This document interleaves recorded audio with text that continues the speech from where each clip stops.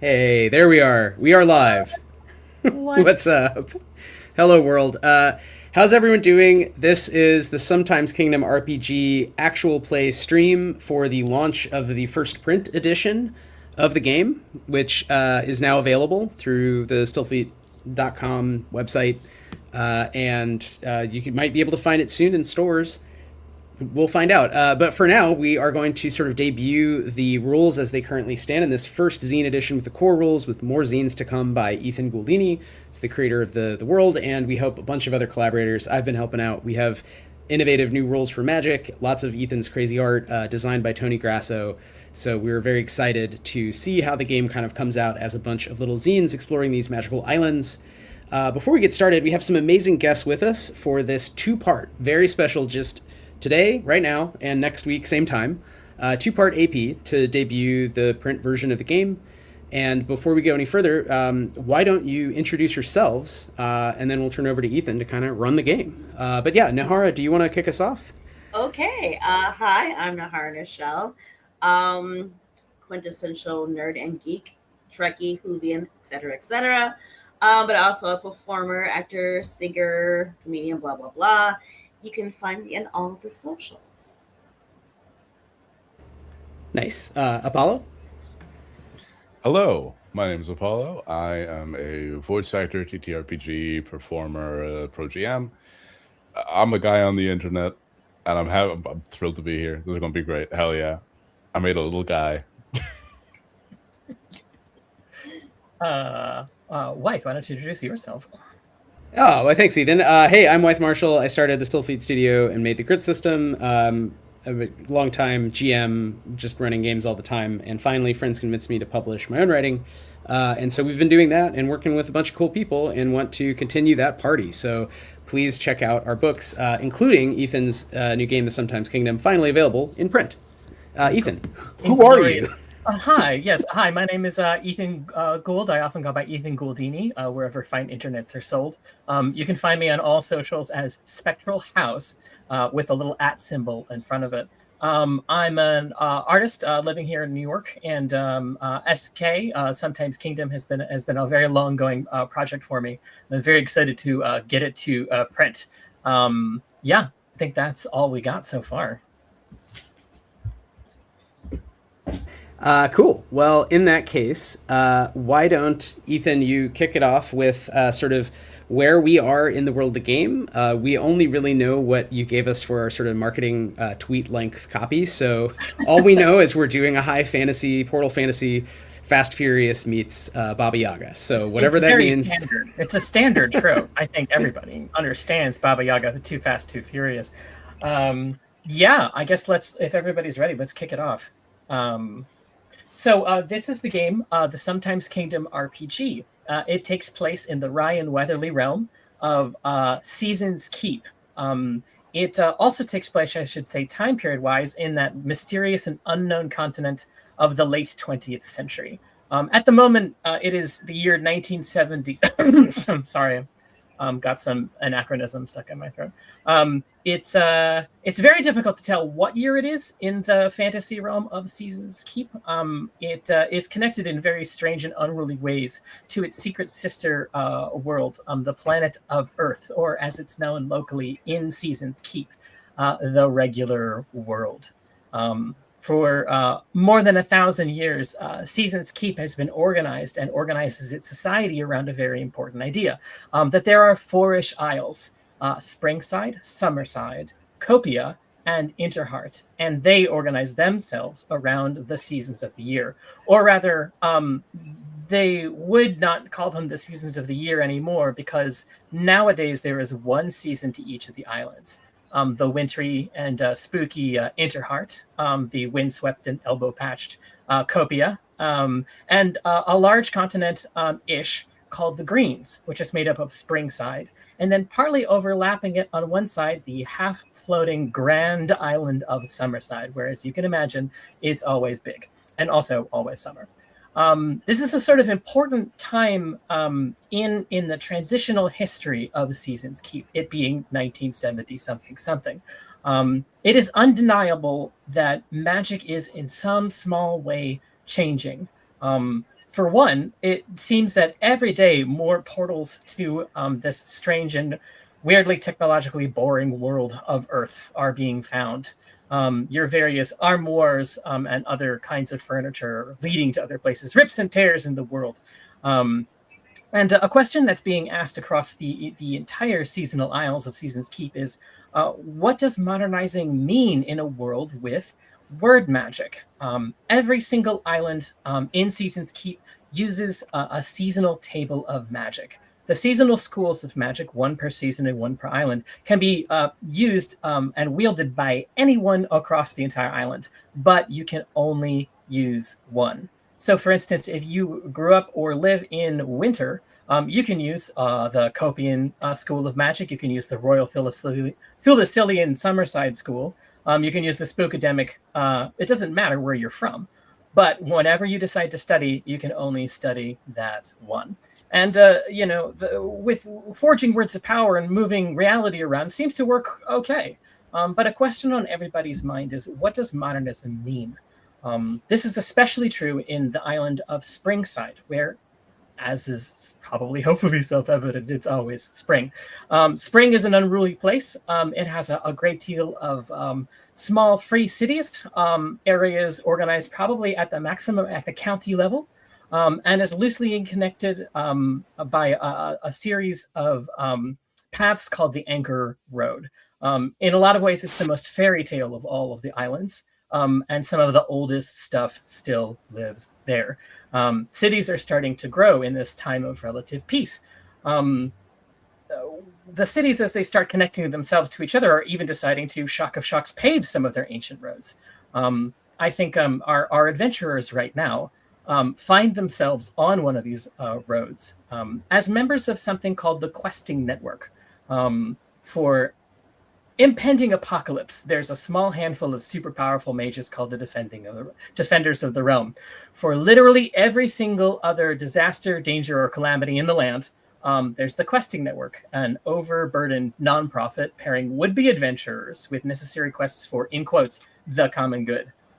They pay out a very small amount of money in a script called The Silver. And it has essentially turned the noble profession of adventuring into something like freelance work. One group of these freelancers who find themselves on a job right now are sitting in a long black automobile screaming through the midnight forests of Boss of Springside at around 90 miles an hour, or about 45 hogs fathoms.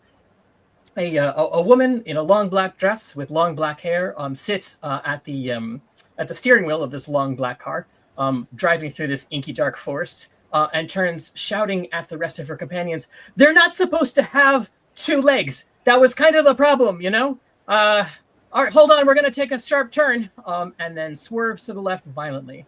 Which one of you is sitting in the front seat? I'm a mage. I can't be sitting out there. You'll get not car me. sick. Not you. I'm looking at the back with my fingers out like I'm going to shoot things, but I'm not actually holding my gun. I'm just kind of enjoying going 90 miles an hour. Mm-hmm. So what? So you're now looking out that window in the front seat. Could you describe yourself a little bit? Well, no, if I'm in the back and Bella's in the back, that leaves Nihara. So Nihara. So why that don't you leaves me. I foolhardily sat myself in the front because I'm a skeleton. So I'm basically rattling around, and I'm hitting her. I'm hitting myself. It's very noisy. I didn't wear the right cloak today, so it just started off a really bad day. I guess I should tell you my name. That would please. My name is Chrysanthemum, but I go with the name Sant. My last name is a mystery to everybody because no one knows how to pronounce it, because as a skeleton, for some unknown reason, I have a lisp. My last name is spelled SCHMAMP, so you may either think it's Sam or Pam, but no one knows. So just call me Sant. Sant the skeleton. Yes. I'm also a healer. So, which is, by the way, fantastic. It should be mentioned that in this modern era of the 20th century, in this fantasy world of Seasons Keep, the former antagonists of yore, of what are called locally human folk, and also the antagonists of many other fantasy games, have reached parity with each other. This includes skeletons, giants, fae, many other tricksy creatures, talking animals, and also demons, if you can believe it. So a skeleton is not an unbelievable sight sitting in the front passageway of a seat of a long black car driving around. So you're sort of rattling around, enjoying the sights. So your limbs are knocking around like crazy as the driver is doing her damned best to sort of like, block and parry them with her long black riding gloves on as she sort of keeps her eye on the dark road. She says, okay, we're approaching it. Look out, everybody. And through the high beams of her car, suddenly come into view a massive and grotesque apparition running on two legs down this road with thundering clods of earth being kicked up by massive claws behind it. Those clods of dirt hit the car. And we're about to take a little pause and go backwards. Not half an hour before, in the region where you are currently driving away from, is one of those growing cities I had mentioned earlier on, slowly modernizing, the city of Brocadia in North Spring. Can we see it on the thingy, by the way? Yeah, there we go. Welcome to the city of Brocadia. A half an hour before, a few adventurers find yourselves bleeding, covering each other in anime style bandages, which somehow fix all maladies, as a group of healers move through the brush at the site of a really one-sided battle, just an absolute total party knockout by all but three people, you three adventurers here. Two of you sort of stand awkwardly next to the skeleton who is keeping guard, presumably also working to heal some people. Why don't the other two players sort of awkwardly introduce one another in this time of what seems to be absolute failure at the adventuring game? Well, why don't we, if you don't mind, why don't we introduce ourselves, just because I don't know that we know enough about each other's characters. Absolutely. But I'm down to like make up stuff about other people's characters. But I want to hear the basics of Apollo's character first before I add on, if that's cool. First and foremost. Hell yeah. Hell yeah. Go for it. Oh, Lord. Probably just sort of lamenting another failure you see, frantically writing into a journal. You see a demon. So you could look like fairly humanoid, but then you sort of realize little bits and pieces are a little bit off. Like the eyes are like that of a cat. There are two like small stubby horns that are coming up from the forehead, and he's a little bit hunched because you can tell that his spine, like the ridges of his spine, are a little bit spiked. He has recently glimpsed at the regular world, and he has been thoroughly fascinated. He saw all these academics in their jackets, and he said, well, I simply must. And he has been trying for the last while. All the meager earnings from his freelance work have gone towards like a little academics jacket, and he has like a really big book, and he has patches all over. He has too many patches. He doesn't know that they just are supposed to go on the elbows. He just kind of has patches for days. He's mostly patches, and this just kind of like try hard, like this like gauche academic demon is just sort of pacing the floor, writing notes in his book, just very anxiously going about. Makes eye contact with you. Have I been just pacing the floor and staring at you? I'm so sorry. No, this is what we do. We pace. We do Earth stuff. Earth stuff includes pacing. I think you see now that you are talking to a large rabbit. So I am a blue hare. So a blue hare is mostly like dark brown with some sort of blue gray, glint on the back. If you catch the light right. And we met in the book club you formed about Reggie Earth stuff. So you had like a flyer somewhere in spring that was like, is anyone else interested in regular world culture and lore? So it's kind of like if you went around, a modern city and were like, do you want to join my yodeling club or something? It's very specific. And I came and I've been this diehard club secretary for our club that we have together where we learn about regular Earth. And I am in what I think regular Earth people wear, which is not academic at all, which is black leather and chains and little skull, like enamel pins. And I think I've learned the only things I know about Earth are, I think, from the comic book Ghost Rider. It's possible. So I just have a lot of pockets and chains. Like maybe depending on what year it is in 1970, it's more or less some version of that subculture. But though, like sort of proto goth punk, something's happening there. Yeah. So I'm a rabbit. I'm the size of a teenage human, and I have on all dark sort of leather that is actually armor. It is skeleton. It is calcified skeleton armor, skeleather. And I have a bunch of swords and daggers and hatchets kind of stuffed through loops. So I'm also just armed to the teeth. But in this moment with you, I am just showing concern and probably pacing behind you. But maybe my little rabbit feet are kicking very rapidly. Oh, yeah.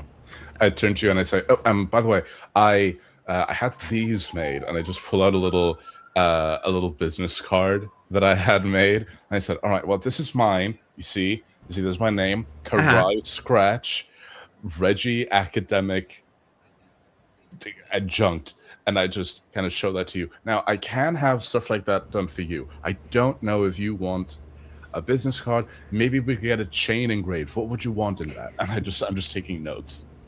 I think I say we should produce a series of collectible skulls. And I basically am describing the Crystal Skull vodka crystal Avant Lalette. But it would have my name engraved in both yearly, which is the common language of the realm here in Season's Keep, and what I'm going to call hare honk, which is apparently if you Google what sound do hares make, the word honk comes up a lot, which surprised me. But it would say Castor Page, which is my cool stage name for being a gig adventurer. My unpronounceable talking animal name is like whatever it sounds like when a blue hare honks or screams at you. But my human name is Castor Page. So that is, I think that's a great idea. We should get a bunch of money and then blow it on business cards and cool bottles. Yes, I believe this is the regular the Earthling behavior, just getting a lot of money and making extremely impulsive financial decisions. Doing a business. That's it. Doing a business. And I'm just writing on my book and pacing the floor continuously. That's fantastic. The other last adventurer standing happens to be a skeleton who, at the moment, is quite busy reattaching the severed arm of a knight who is on the ground and sort of magically suturing it together. Sees these other two people. Sant, was it right? Yes, Sant, what do you make of the cut of the jib of these two? I was intrigued when he said skulls. I was like, oh.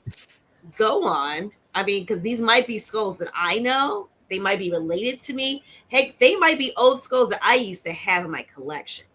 Let me go ahead and finish this arm. Last time I got a little overexcited and triple stitched it, so I gotta be more diligent because this stuff is exciting. Have you ever put on a body part where it didn't belong? This is amazing. At that moment, the magic suture reconnects the arm expertly to the shoulder as the knight in quite bruised armor, screams almost perfunctorily. Music to my ears. I mean, if I had ears, but I think I would have enjoyed the sound if my ears were still here. I gave them away actually, but that's another story. This sounds like a trio of fast intrigue between these three adventurers.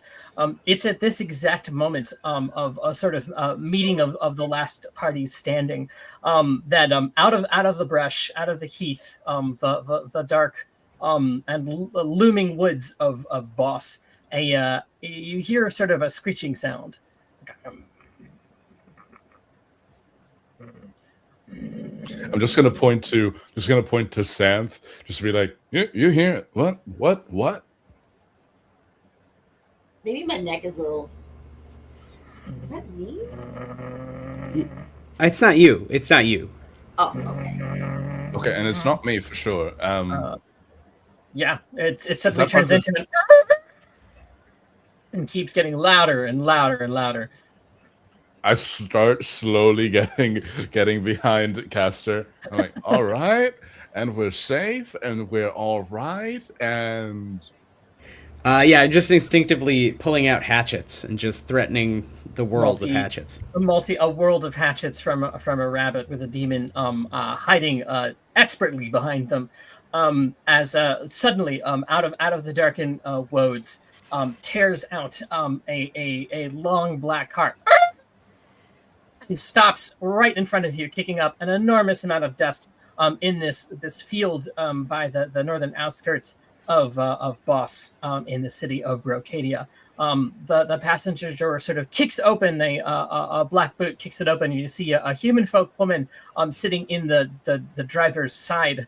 She starts beeping the horn. She's like, is anybody left? Anyone here? Anyone still conscious? Beep, beep, beep, beep, beep. Who wants to make an enormous sum of money? How about we go? Get in there. We can still catch that monstrosity if you want to come get it. Let's go. Okay, who's up for it? She looks around at the absolute TKO of more than a dozen knights and various other mercs on the ground, and then looks at you three and says, oh, well, my offer still stands, I guess. We're already in the car. Has Caster Page already buckled himself into the seat, having just learned what a seatbelt is? I jump in the back and I just start taking cover and I just start taking field notes. Yeah. I at this point has Sant already sort of made her way into the front seat. Oh yes. Yeah. The seatbelt is pretty pointless because there's nothing to hold me in. Yeah, so just sort of gets woven awkwardly through the rib cage. I have to. Yeah, it's just wrapped around. So the woman turns a little bit maybe perturbed at seeing the enthusiasm. She's like, "Well, okay, this was more positive than I thought." She says, I know how it is in the questing network with not getting your silver payout. So how about 100 silver for each of you if you come with me right now? Like how about we go find this thing immediately? Yes. Fantastic. She slams the door shut. Automobiles, it should be mentioned, are a very, very rare sight in Seasons Keep. Most people's understanding of Earth is something of that techno horror or that really big ball. Isn't it in space? Or I've heard of that. My friend got lost there forever, came back with a windsurfer. Things of that nature. But a lot of people understand them if they've ever encountered an automobile as that place where automobiles are born. There is a class of adventurer in the Sometimes Kingdom, especially in the questing network, called a driver. And you have an automobile which you either raise or lease and treat as a dear steed, a companion. It must be fed food. It must be treated like if not a sapient individual, then at least like a noble mount. So you're looking at this woman, and I think maybe if you're both in a club for Reggie's Earth enthusiasts, you sort of instantly clock, this is an actual car. This is not one that was, in quotes, born on Earth or whatever, or came to life here in Seasons Keep, or was born of two different automobiles. This is an honest to God, actual mechanical car. It seems to be magically inert in a lot of ways. These are the rarest of the rare. I love that so much. I think I literally just kind of, we're going full goofy. I put my whole face against the floor of the car and I'm like, where did you come from? You instantly get a whiff of the narcotic, strange chemical smell of synthetic materials from Earth. A very bizarre scent which you cannot really find in Seasons Keep. It smells a little bit like gasoline and plastic and various other things which will, in several years, probably be banned from manufacturing. But for now, seem to just be omnipresent in this dirty, old black car. I don't know how much about cars you specifically know, but you're pretty sure this is something in between a hearse and a Cadillac. That's probably the extent of what you know. Yeah. Hell yeah. Corinthian leather. Corinthian leather. It is like, before Vanta Black was invented. Like it's gloss in places and just absolute like light suckingly dark in others. This is a cool car driven by what you probably all are thinking of, given your character's tastes as a cool lady. She slams the door shut. There's like a montage of a boot kicking of a thing, a tires peeling out, as she just screams like a bat into hell, into the dark forests of Boss. Boss is part of a region right adjacent to the city of Brocadia.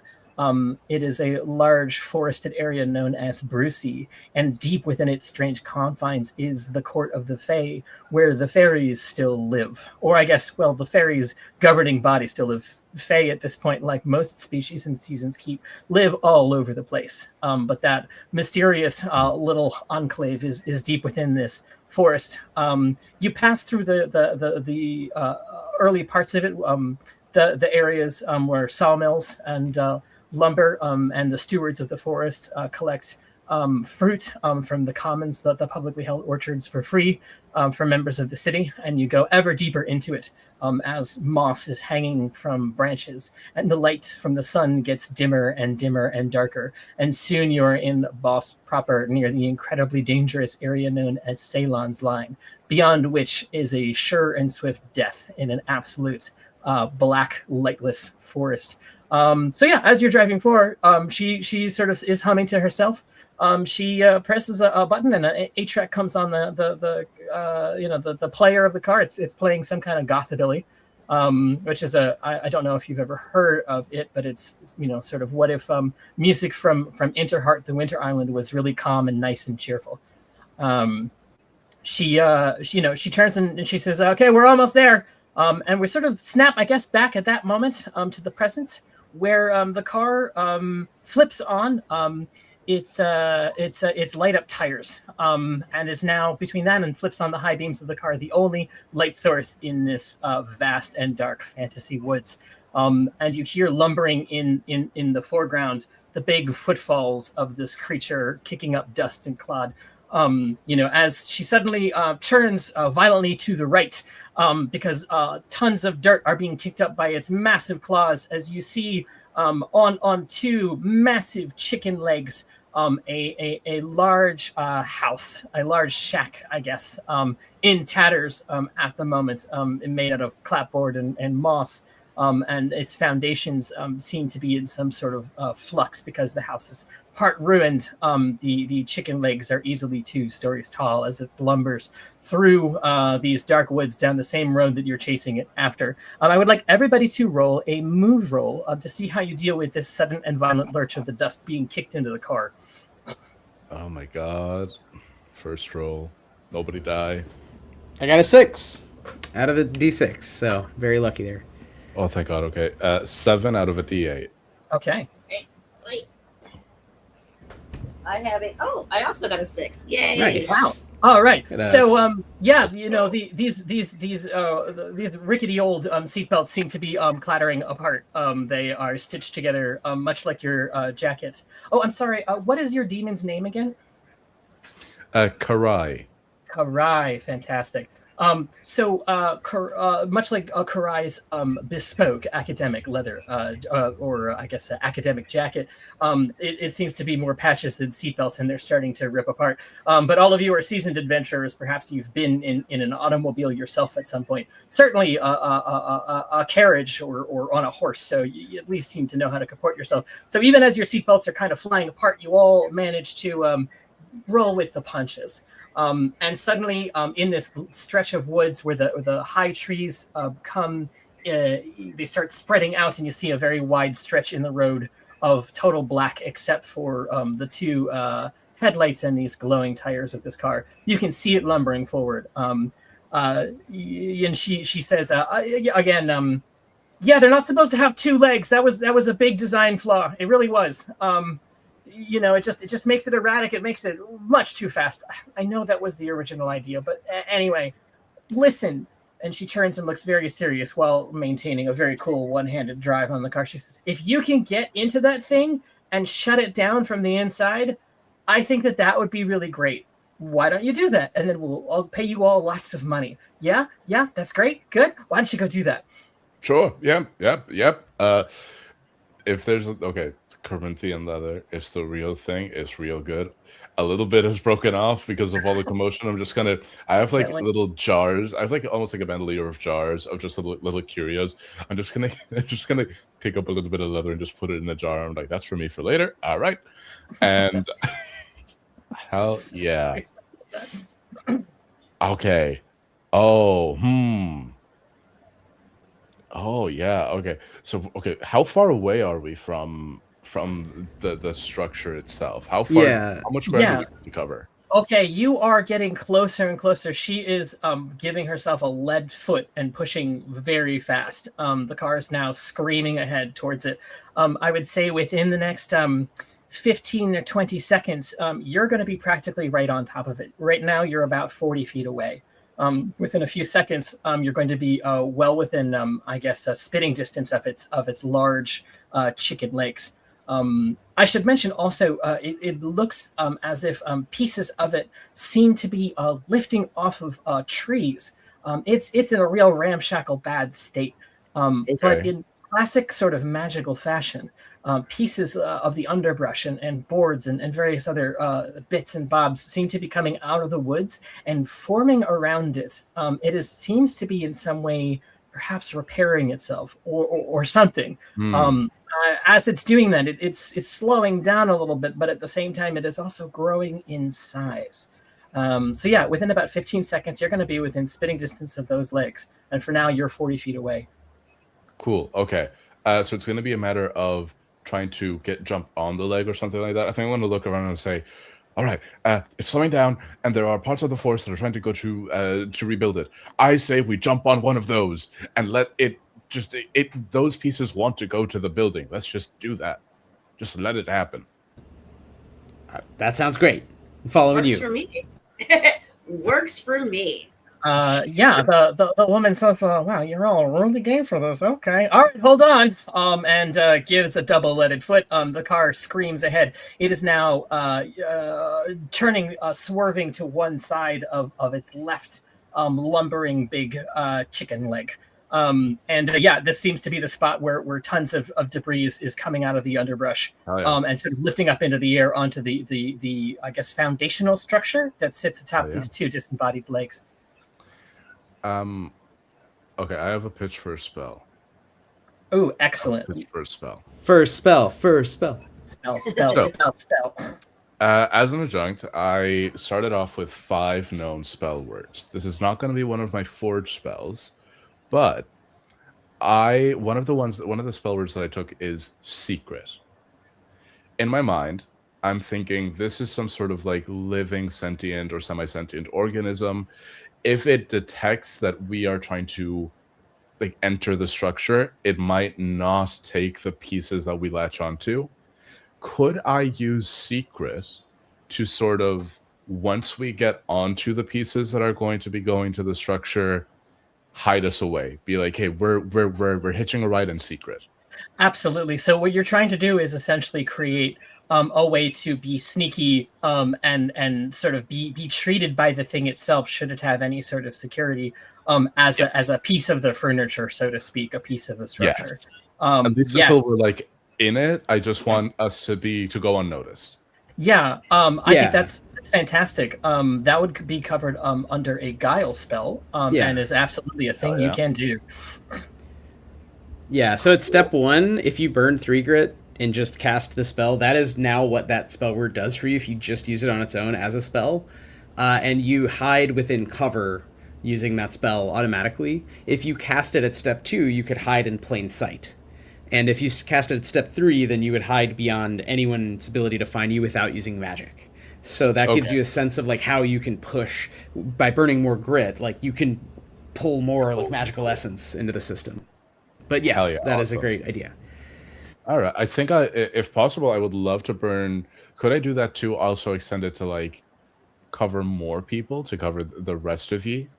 Oh, so you'd like to cover all three of you? I think that's perfectly fine. If possible. Yeah, it's possible. It is gonna take more grit to cover all three of you, but it should still fall under step one or step two. While I'm preparing this, I think I'm just kind of flicking through my spell book, and I'm just kind of looking at the others, and I'm saying, okay, I can definitely get myself a little bit hidden. Do any of you have any ideas of how you're going to get on there? If not, I can try to cover you as well. Because I would say I would need cover because it's very obvious that I'm a skeleton. Yeah, it's not very there easy you are. for me to hide. Factual. Yeah. True. But yeah, so if you have anything that can help cover me, make it less obvious with the bony thing, that would be very helpful. Okay. And I'm gonna look to Caster. Yeah, I have. I think I have a spell that might be able to help. I'm not the jumpiest of talking hares. That is a terrible stereotype. But I am very good at stabbing things, and I know a decent amount of magic. I think we can use certain entangling is a spell that I will forge to cause us to be wrapped up with the legs of the chicken hut thing. By using plants to grab it. So if we grab onto the plants, ergo we will be entangled. We will tie ourselves up around the legs and then be able to free ourselves and work ourselves up the legs. Does that work, Ethan, from the standpoint of the way that we're interacting, like the car is moving toward the Baba Yaga hut? Yeah, it's gonna take so you're asking for is to not even have to do something like leap from the car. You want to just sort of like have the spell grab you and entangle you with the legs, and from then Karai can do something like a cast secret so that you're not seen once you're on the structure. Exactly. I want with the spell that I'm going to cast will have the plants, the vines and tree branches grab us and tie us onto the legs as it's running, and then then I will sort of fist bump metaphorically because we'll be tied up, but then the spell that Karai will cast will mean that the beast will not know that this has happened. So if we plan it just right, which may or I don't know if it'll involve a check or just hilarious description, but yeah, I think as is with spellcraft, that all seems well within the range of an environ spell, being able to have the branches which are making up this strange structure reach over and grasp you. You'll probably need to make some kind of check to extricate yourself from it once it's there. But I don't think there's going to be any problem getting onto it, at least not initially. I don't know why I said it in this voice tone, but I did. That's a lying GM voice. I know. I can recognize it when I hear it. Yes, You're planning to be mean to us. I don't know what you're talking about. That's subconscious strikes again. Something. Yeah. Well, if we're all doing NPR voice, we can all do it. It sounds like to me. Then I think what's happening so in this game, you use spell words and you forge spells by choosing what those words do for you when you cast your spells, and you can do it on the fly. You don't have to prep in advance. So it sounds like secret now has a meaning, and you need to cast it at step 2 to affect all of us and kind of have all of us hidden. So it'd be 6 grit instead of 3 grit. And then I think for mine, looking at it, I'm going to need to spend 9 grit because I think I need to affect a big structure. So I need to spend 3 grit for each of the 2 words, plus another 3 to boost it up a step as well. So we're spending a lot of grit here, but we'll be on the thing and safe. For those listening at home who haven't played a grit system game, grit is used along with health as a pool to be able to just do things in the world. This can be a series of powers, which are usually connected to a class or a vocation in the case of the Sometimes Kingdom, and also to different species powers that you get, or if you get additional abilities from a place. Grit can be depleted the same way as health. So spending to do these more powerful spells is going to start reducing that grit pool, which is fantastic, and I think that they should do that. So presumably it's going to go in order of it's going to be Karai first, and then I think Caster, just in terms of hiding and then attaching, or do you want to do it attaching and then hiding? I think it's same time, but I think we're just marking it off the sheet. So I'm just taking off the grit, right? Cool. I mean, I'm Perfect. doing 9 off, yeah. I am now at 16 out of 22 grit, and I will just sort of I'll look at Santh and I'll say, "Can I put my hand on your shoulder?" If it doesn't go through, yes. You know what? That's on me for assuming shoulder. Can I put my hand on your clavicle? Yes, that you Thank can you. do. Hold on tight. It might come loose, but just still hold on tight. Hand on clavicle, such a light touch on it. I'm like, I don't want to be insensitive. Oh, don't worry, I can put it back together easily. It'll be fine. I will burn 6 grit, and I think the way it looks is it's secret. To me now, secret means to be covered by a veil of secrecy. And I think the way that looks like, it's just sort of we become almost a little bit translucent. Like you can tell that we're there, but it's almost like ambient camouflage. We're bending the light around us so that we are unseen. Right. And we're just sort of waiting for the vines that are grasping or any piece of furniture. And we're just sort of like waiting for the moment to jump so that we can go to the legs and the walking edifice. Yeah, and I think at the same time that we're becoming unseen, I cast certain entangling, and the branches and vines are just uncannily close, and then they are grabbing us, and it is clearly magical, and we're being safely plucked. Like I open the car door, I'm like, oh yes, don't mind if you do, and we're just being all grabbed and pulled over by the branches, moving somehow 90 miles an hour. So it's happening very fast, but it's kind of the slow-mo of like, we're in a, if you've ever been in a car wreck, I hope no one has, but it's sort of like time slows down for a split second, except we're not wrecking. We're just gently being yanked and then wound up, tied up by the branches around the chicken legs. My bones are just rattling in the process. So all three of you are simultaneously gingerly and delicately, yet also at an incredible speed thanks to relative velocities. You're all like these long gnarled pieces of old wood and vine that had been part of the structure, and truth be told, up until a few seconds ago, part of the forest, are enmeshing you in a firm but not crushing grip and lifting you up into the air, first 5 feet, then 10 feet, then 15 feet, as you start getting very, very securely bound to one of the chicken thighs. This very long, spindly scales. You see that, from your perspective, now that you're suddenly on it, you're getting higher and higher into the air. It seems as it's growing, the chicken legs themselves are also somehow growing in size. The structure itself, with every moment, gets larger and larger. I should mention there's one twist that happens in this. Karai, demons are they eat secrets. It's one of the food sources that they have. And suddenly, how do you feel suddenly you accidentally and quite wonderfully surrounding yourself with what smells to you probably as a very tasty treat? I think as somebody that enjoys, as a person, fitness and is putting themselves through dieting, which I hate with a burning passion, it's like somebody just put like the greasiest bag of like salted garlic butter chips in front of me, and I'm not allowed to eat them, and I'm just there just sort of holding Sam's shoulder, clavicle being wrapped around Caster's vines, and I'm just there kind of just no, please, no. We'll get back to that one in a moment.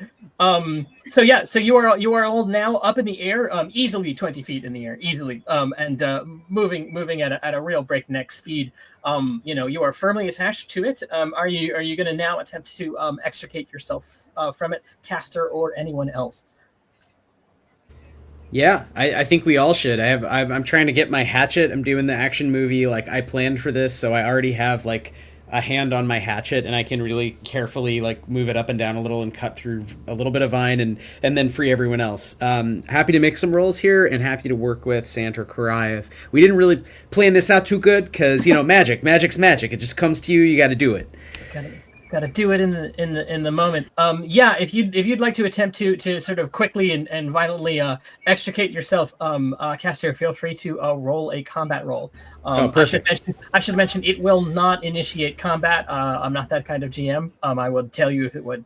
But yeah, that's the thing that you can do right now if you'd like to extricate yourself or everybody else. And everybody else, try and make a move roll if you'd like to do it yourselves. I got a 4 on a D12, so I'm very deadly. But this whole plan, I think I probably cut my own thumb a little. This is just not really working. Yeah, you're using your incredibly strong rabbit limbs to chop. These vines are, or at least around you, seem to be a lot thicker than you thought initially. Truth be told, it's a good spell. It's a really good spell. Maybe too good in the moment. So Sant and Karai, what do you do? I got a 10. And considering, yes, and so luckily, since I'm mostly bones, these things I can just like untangle myself and just shake them off, and it'll fall in between. Granted, like, some might get caught in the ribs, but I can just pull those off, and I can help. All with right, my bony fingers help pull those apart. All right, Karai, if you'd like to roll a move. What does a 5 get me? A 5 will get you a success. This is somebody else's. Yeah, this is somebody else's spell. It's an easy one to succeed at. All right. The two of you are now extricated. Caster, you're still sort of entangled up on the things. You can make the choice to split, to pull Caster up, or find a way to extricate them, or go on your way. It's up to you. You just met the guy. I'll reach on a hand. All right. That's my homeboy. That's my pal. Book club. Don't forget book club. I'm just waiting for help. Yeah. So I would say also, Karai, as you're there, please roll me a will check. The savory smell of secrets, even if it's one that you cast. It's like when you bake your own bread; it just smells amazing. Please roll me a will. I'm reaching out and I'm putting all my effort into trying to pull up my book club bestie, and I roll a 3 on my will check as I get just the whiff of a really tasty secret. Yeah. A veil of secret. So I think at the same time as you are able to finally slip and extricate Caster from the weeds of this cool attachment environment spell, suddenly some gossamer fabric of the ward that you cast to make this glamour charm gets in front of you, and it's just too much. And the demon of you sort of reaches out and devours it. My veil of secrecy just kind of fully drops around us, and I've eaten a hole in my jacket, and I said, not again. The patches. Yes, this is what happens when you make a spell out of edible material. I need another patch. I can't keep doing this. So you hear a sort of like a from something on the front of this thing, which you still aren't able to see. Like, I don't know how to describe this other than a soon to be. It seems as it's sort of finishing itself or whatever it is. The structure. Have you ever seen a house turn around and look at you? Because that's what's happening right now. Yeah, it's really honestly what a sight to behold. An increasingly 2.5, almost 3-story house at this point turns to look at you, and you see on the front of its, I guess, a bartizan or a parapet, or just the top front, beautiful sort of clapboard roof with all of its little slate scales on top. Something vaguely approaching a beak, maybe just like a little balcony or a portico or something in front, sort of looks at you. It stumbles around and lurches. It turns its eyes back on the road and continues to run, but it has gotten a whiff of you. I think that your approach is going to be pretty dangerous from here on out. Can I? Is this structure one that can be reasoned with? That's an interesting question. I think you can use a power, a spell, or simply a reason check to determine that. I'll do a reason check just to get a vibe read on communication skills. That's a 3. That's a 3. That house has a beak. It seems to be a house that's running. That house has a beak. Mm-mm. Yeah. Ethan, can you say, so we were on the legs Yeah. and when the house is kind of above us and it's like Yeah. it's like trying to look kind of at its own lower back kind of a thing. Yeah. So we need to go up. We can climb up. You can climb up. So right now at this point, you're sort of like you're now freed on one of the legs of this chicken as it moves around. You can look directly up, and as you do, or if you do, you see the sort of foundation of this whole structure, its butt, so to speak, is a bunch of real thick pieces of hardwood, these long slabs that are all attached to each other. And the legs are just stuck right into the bottom of it, just right in there, just with no regard to logic. That bottom seems to be fully formed, and over the ridge of that is where the house proper starts. We need to climb the butt. You need to climb the butt. Climb the butt. I got the hatchets out. We're climbing the butt. This is a very serious game, guys. This is very serious. Very serious, as I said. If we go, no, I'm not saying. I'm kind of using my feet as what do the rock climbers do? The Crampons. Yeah. Yes, so I'm using my bony toes. Yeah. To climb myself up. So you're lifting yourself up onto the top sort of edge of it. Are you trying to get now over that lip onto the edge of the house itself? Yes. Yeah. Yes. So the skeleton used their feet as crampons and lurched their way up to the top of the bottom. Yeah, that makes sense. You sort of see around it. It's still sort of forming itself. There is it's pretty simple at the base. It's got 4 walls. There seems to be, it's almost like creating like a little faux, like a folly, like a little garden around itself with knotweeds and reeds and bits of the forever blooming flowers of spring. It's kind of charming in a really, really creepy way. It's creating what seems to be a porch, like a little veranda, like running around the entire bottom of it. It's still in the process of forming, but there is a place, at least now, to very carefully walk around. Oh yeah. Yeah, can we're I think we're all following, right? We're all trying to come up. Cool. Awesome. We're in the house. You are now inside the house, and not a moment too soon, because at that moment, it seems like a very sturdy door and arch forms right behind you, pulls the door closed, and you hear with a thud. It's now all closed up. You are inside the first level of this house, and you hear her, the witch, screaming somehow from the car. You hear her, perhaps with magic or perhaps with the sound system, is screaming up at you. It's watch out! It's not just the Yagan now; it's the Baba Yagan. And then the door slams shut, and you cannot hear the outside anymore.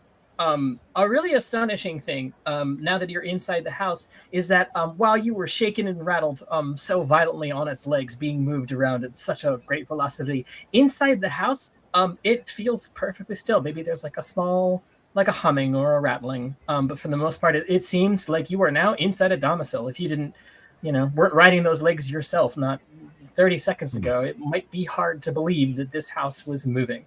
That's some pretty powerful architectural magic happening. Oh yeah, very cool. So we're getting this thing to stop somehow? I don't know how we're going to do that physically. It's kind of big. There has to be a place that is like the driving seat of this. Yeah, like a car. Yeah, a chicken car. Like a chicken car. Does this place have a basement? That was us, maybe. I don't know. We were the basement. We were the basement. We were the basement. So maybe we could get our way to, depends on how the house looks on the inside. Is there like a breakfast nook of sorts? Yeah. I think Ethan may be having mild tech issues here. Oh, yeah, we lost Ethan. We lost Ethan. Are we? What if he's still moving and we're frozen? Time, space. What even is the internet? I'm looking at Twitch at least. Ethan frozen on Twitch. We're good. Oh, Oh no. The thing that I wasn't gonna say out loud earlier was, if we go through the butt, is that like going through the sewer system of it? And I didn't want to think about that. oh no. Yeah. What is the plumbing situation of this magical house? Well, I mean, seems- it's part chicken, so it would whatever it would be relatively roundish. Like a Right. cloaca? Good night, now y'all. you're talking. We did discuss lines and veils before the show, so this We is did, and cloacas were not there. Yeah, Nobody mentioned I didn't clothes. hear it. Audience I at didn't home. hear it. I didn't. Butts are on the table. so. While Ethan is rejoining, do we?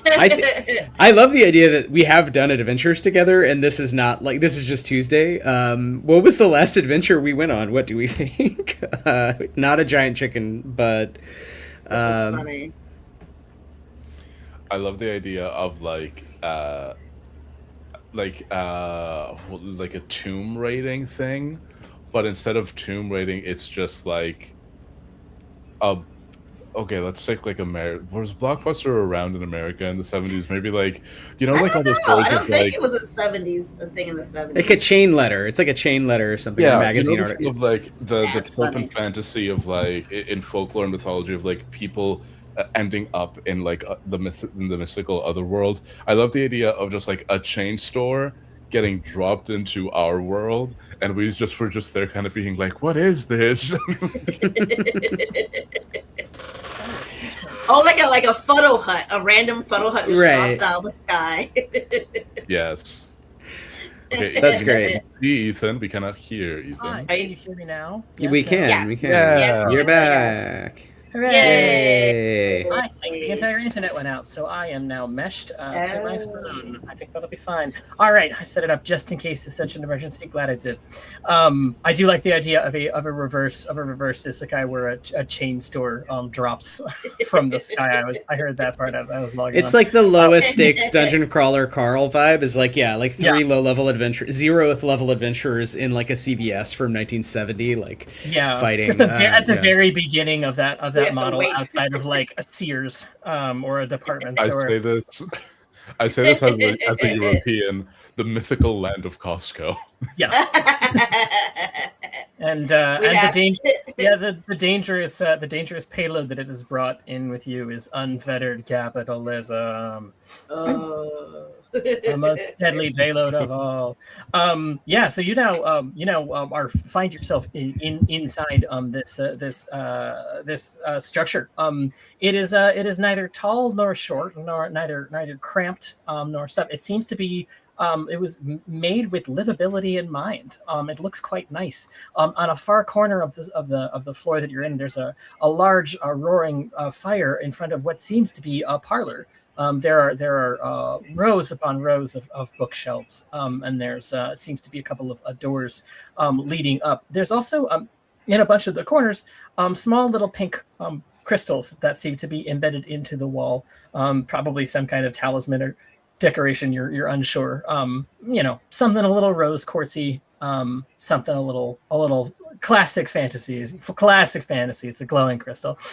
So that's it. You find yourself in the interior on the first floor of what I guess is now called the Baba Yagan. Okay. I'm gonna look at Castor and Santh, and I'm just going to. All right, we've done a couple things before.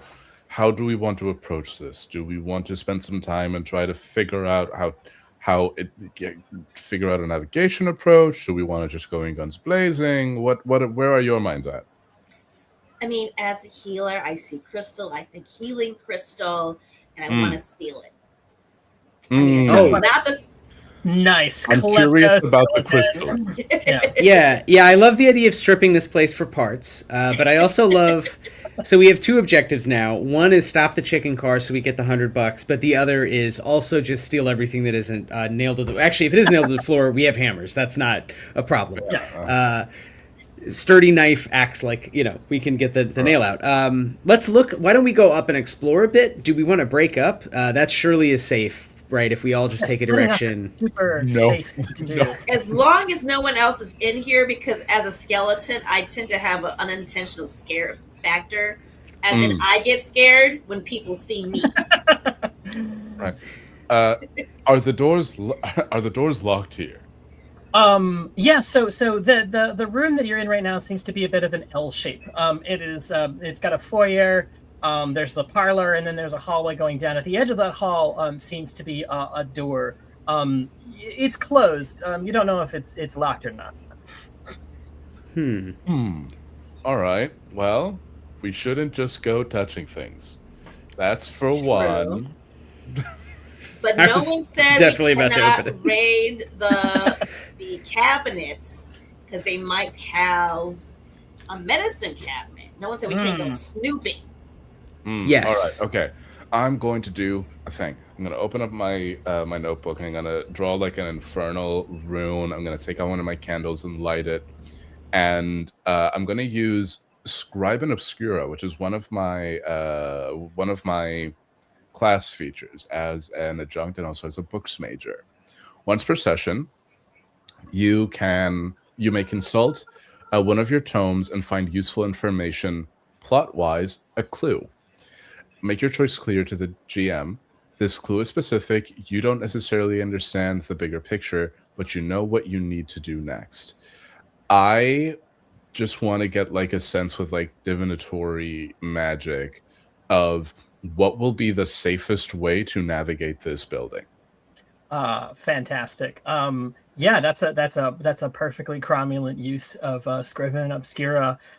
So you write your demonic rune and you light the candle, and suddenly you get a feeling like something very powerful from beyond is talking to you, as a little sort of like within your mind a portal opens up, and the current leader of the hierarch of demonhood, a gray cat named Belith, their head with their little cat pince nez, red spectacles sort of appears, and he says, "So you want to know the way through the house, do you? Yes, I think that's something that we can arrange." Meow, meow, meow, meow, meow, meow, and sort of disappears in a poof of sulfur and smoke.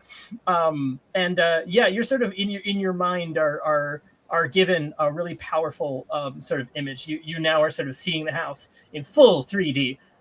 You've got the direct route all the way up to what is a control room, because the kindly ultra powerful demonic cat gave it to you as a professional courtesy.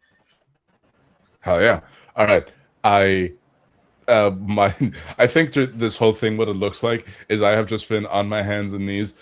My head will kind of like knocked back, and I've just been going meow, meow, meow, meow, meow, meow, meow, meow, meow, meow. I know the map of the house. We need to get to the very top. There's a control panel at the very top. I don't know if any of the doors are locked, trapped, or if those diamonds and those crystals are good to take. I say take everything. Yeah, I think I was going to the door to carefully sense and do all the old school, things I've been trained to see about the door danger. But then when he started meowing, I froze in instinctual terror of being attacked by a predator. Yeah, so it takes your little speech where I realize you're not actually a cat demon. You're a normal, cool human demon. Who might give me lettuce or whatever. So I go back to inspecting the door. I'm just gonna roll will to perceive, Ethan, if that is cool Absolutely. with you. To see, does this door seem magical, dangerous, alive? I got a 3. Maybe it's just a door. I don't know. Sometimes a door is just a door. I think adventurers really just need to open doors more often. Not I everything open the door. Oh. Yeah, so you open the door, and it's a door, leading through to it. You see there's a narrow room, and it's got some really interesting stuff in it. It's got herbs, it's got compounds, it's got open books. It's sort of very standard potions and spellcraft with some really interesting twists on it. But that's beside the point. It smells like lavender and it smells like rosemary. This seems to be some kind of storage room for all of these wonderful ingredients and concoctions. And right to the right of it is a long stairwell. So do you cross through the threshold into the next room? I will definitely be following behind Castor, and I will just very quickly doodle out the floor plan So now, and everybody's got. Yeah, and it looks a little something like this. Yeah. Oh, you want me to show everyone? Look at this floor plan that you drew for us, Paulo. Thank you. Yeah. Thanks a lot, Karai. That was really thoughtful of you. So, Ethan, where are we on this map? Yeah. So right now, you are on the first floor. You are staring at the door leading into room C. You are in room B, the orange one on the right-hand side of the first floor. Okay, I hop into C. Yeah, you hop into C. The moment that you do, a little pink crystal winks, and it sort of says like, "Hi, I'm Plinthy. And who might you be?" Like Clippy? No, totally different name. Oh shit! It's a legally distinct automated concierge. I am threatening it with my hatchet, with one hatchet, while I put away another hatchet and draw my derringer, so then I can threaten it with a gun. Great. While hopefully one of my compatriots says something to it, but I like to negotiate. I was like, so I see you're sentient crystal. Are there others likely, or are you the only one? Would you like to go on a trip with me in my bag? Oh, that's an interesting question. Can you roll? Are you trying to charm it? Are you trying to cajole it, or are you trying to intimidate it? Yeah, I'm trying to charm it. Yeah, roll your charm right now. Let's see what this little crystal says. Okay, I will use a. Let's see what I got here. And as a reminder, you can always bring grit. 5. You got a 5? Yes. This little crystal that couldn't got a dog shit roll and is very excited. He says, "Oh my goodness! So that knife that you're brandishing at me is to take me out of my little what are they called? My little bevel, and take me on a ride. I think that would be that's fantastic. To help you see the world. I'd love to go along on an adventure. I should mention I'm not sentient in any way, but that sounds fantastic." Wonderful. Are there any herbs or other concoctions that may or may not be that would also like to go on a lovely trip in my bag? Well, if you'd like your bag to smell like a delightful lavender, we have some wonderful soporifics in the room right across from here. Good joy. Hey guys, I'll be right back. So you're now in room C also. You're going to just sort of be casing the joint for things that you can take. Yes. Yeah. So introduces sort of a legal gray area. You're in the forest of Boss. You're outside of city limits. You are trying to stop a magical creature. To a certain extent, all of this stuff is pretty much free game. As they say in, I think it's Gravity Falls, when the cops turn around, everything is legal. So you've got a little crystal in your bag right now. As you're sort of casing that stuff, Karai, are you walking through with them? Are you still in room A or B? Where do you find yourself at this moment? I am probably trailing in the middle of the group. Okay. I'm probably right behind Caster, and I'm probably just sort of, yet again, I think I take meticulous field notes, but they are heavily biased. Yeah, I think I'm walking around and I'm like, okay, well, I'm making note of everything, but after every so often, there's just a little thing like, that plant face is kind of tacky. Didn't like it. Not for me. Wallpaper does not match the couch, and I'm just being a little bit judgy. A little judgy, a little snippy, a little snoopy, and I would say also, I think from that perspective, it's kind of an interesting structure. The outside of it was a fearsome and the real top of the pops, digging into the idea of a walking house on chicken legs. The inside, it's a little bit cozy, a little twee, it's a bit of a melange. It's tastefulness and some of it's not very tasteful at all. Okay, I need for Karai's heart, I need to know. Unlike your standard witch's cottage to house moving castle interior, just kind of maximalist filled with little curios. Where are we on that scale? Yeah, so I think that's the thing that's sort of offending you a little bit enough. It is not pressing the gas hard enough. You were expecting more curios, more trinkets. You were expecting to be, you've heard stories of witches' huts deep within the woods of spring. Maybe you've read an architectural magazine. You were expecting more is more from this place, and it's not more is more. It's more, but it seems like it's quite livable. Somebody dare I say, somebody's personal taste. Yeah.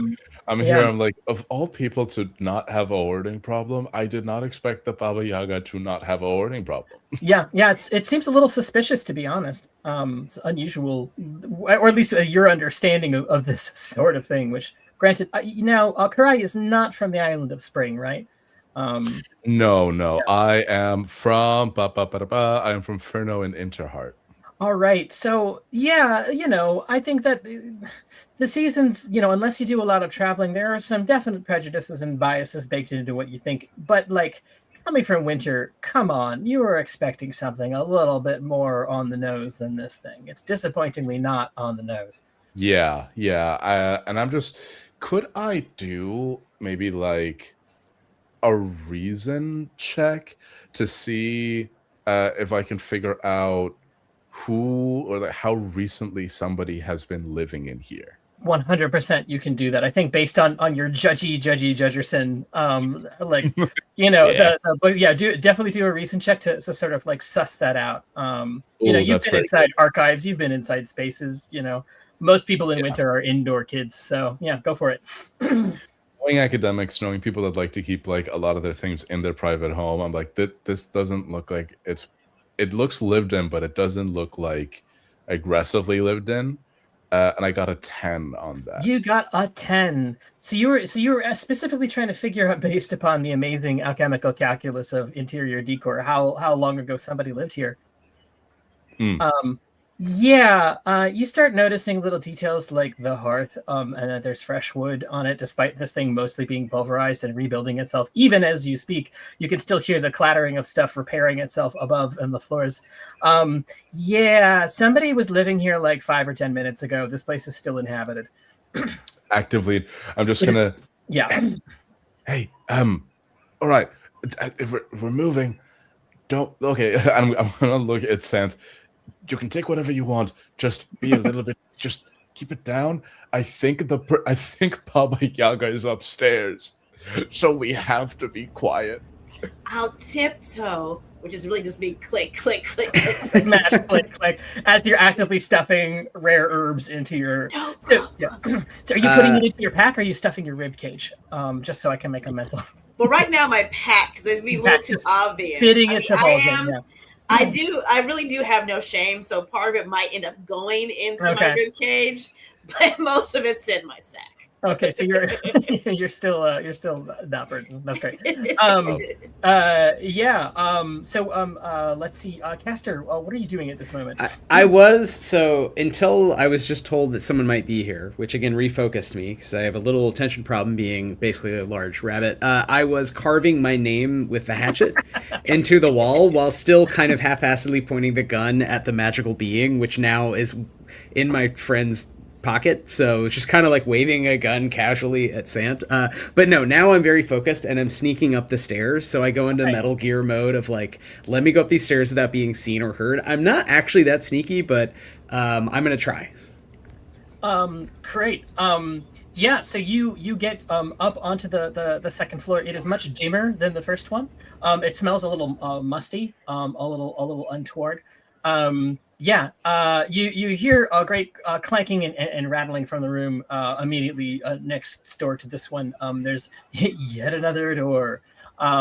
This one seems to be basically like a storage area. It is packed to the gills with mechanical gewgaws.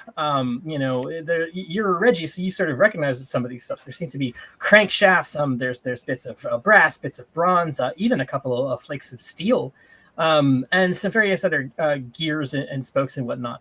It's kind of a bonanza when it comes to technology all in one place. And there's still that loud sound of the rattle and hum right next door. I'm gonna go up to the door again, try to listen to the door, and if it's safe, open it. But yeah, I'm just gonna roll will. See what I hear. Yeah, that's a 10. That is the best I can get. Oh yeah. So you're a needle, right? You've been around.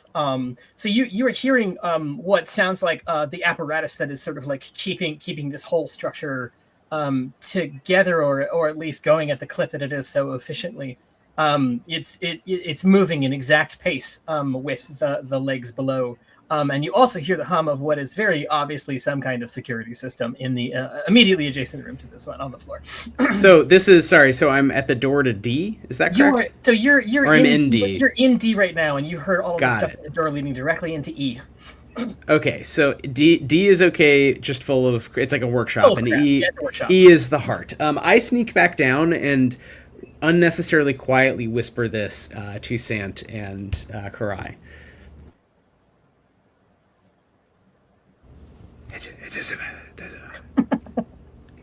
There's a big gear. There's a big gear thing. There's a big gear thing. There's a big gear thing. There's a big gear thing. But there's also a security system. Yeah, It's like a Philip Glass song. Yeah. Yeah. Inside Sant's pack, you also hear an annoying voice say like, "Is there a security system on the upper floors? Wow." It's like, hey, There's a security Right, system. you. This is a security system on the upper floors. all right. Is the security system visual based? Let's actually. This is gonna be fun. I don't know the answer to that question. I'm not quite sure what vision is. Oh, come on. What is the use of you?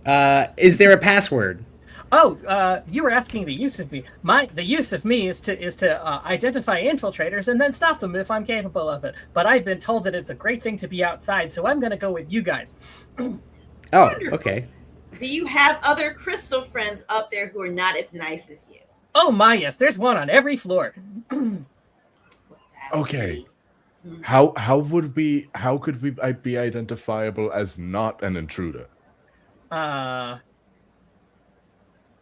Hi, I'm Plinky. God damn it! It only has set responses. As I mentioned prior, I'm not actually sentient. I'm just a series of script responses that was imported into this small crystal to be more helpful. Okay. Control Alt Reset. No. Whatever the unholy incantation version of that. No. Yeah. No. I don't think I can. I don't think there's anything I can do here to figure this out. Yeah. I would love to know if the security system is visual based. It seems to have shaken the cobwebs out of it, and says, the security system, was kind of a real piece of work, if I'm being honest, is mostly touch-based and presence-based. If you'd like, there's also some ways around it, but I wouldn't take them. Like what? Like the outside of the hut. No. Oh, no. I was going to All say, right. if it involved bodily harm, I could fix that, but Yeah. I don't want to lose any more parts. So did you said bodily harm? Suddenly, the little crystal in your pack blinks annoyingly again and says, "Bodily harm? Are you?" And it's searching for a very long time. Are you perhaps a healer? Bueller?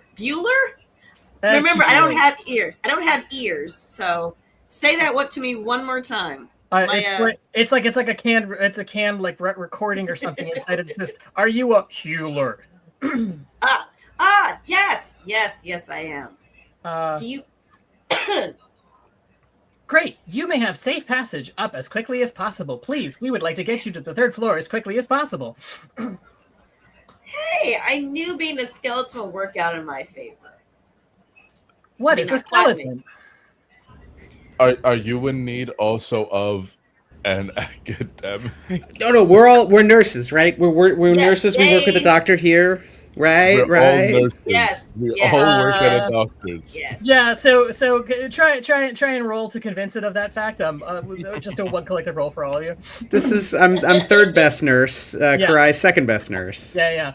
I got a 5 again. All right. If we're assisting. Do we give +1s because we're helping out? Yeah, here? yeah, you can absolutely give a plus. Okay, one. that gets to 6. Then. All All right. Yeah, the crystal seems to be very skeptical of this, but says, "All right. After you get past the next room, it's everybody's game. So I can get you through the next room. That's about all I can do." Sure. Great. It flings the door open. You hear like a weird magical sort of clickety click clack clack clack sound from inside the door. It flings open, and an absolutely deafening sound comes from this room. It seems to have been acoustically magically sealed. It is the deafening roar of some sort of immense magical piece of Technics. There are pistons and camshafts. There are gears. It is much larger in this room than it is in the rest of it in sort of classical fantasy fashion. This room is bigger on the inside, and it is hot, and it is deafeningly loud. Okay, I've disabled the security for this room, or at least controlled it for a little bit. I promised it a game later. We'll see if it lessens. Okay, good luck. All right. I'll let you guys go first because you have the buttons. Yeah, sneaking through E to F, I guess. We're just going to go up that ladder in F. E and F. I should mention that E is easily the size of all of the rooms combined that you've been to, despite it being smaller on the map. It is great. So immense on the inside. Inside, you see a group of gears turning the size of men clanking. The route through is pretty straightforward. There's a gangplank that leads from one side of the room to the next, and the little crystal that could said that it had at least talked to the security inside this room. The inside of it is pretty impressive. This is a really magisterial work of magic, despite the heat and despite the loud noise, which every once in a while it gets so loud that unless you cover your ears, you are going to be bodily injured. Except for you, Sant. I don't think it's going to mess with your skeleton very much.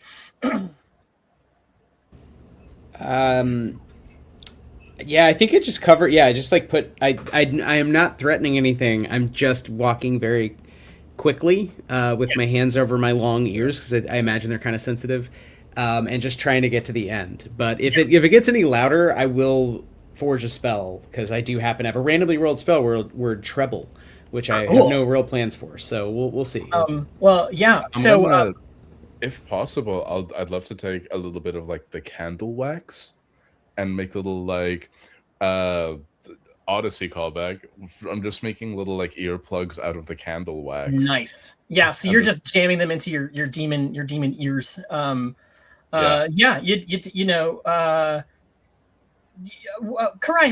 being both a Reggie fan and an adjunct, maybe not totally adept at Technics magic itself. How do you feel being in this immense sort of room that is wholly out of character of the rest of the surroundings and most of what you've seen? I feel okay. Karai's moving through the room. They feel very deeply out of their depth, but in the way of like, it's like when an athlete tries to do a different sport, where they're looking at everything and they're like, "Oh, I walking through, time is of the essence. Ears are covered, and in the echoing like mental space of their own mind, they're just looking at everything."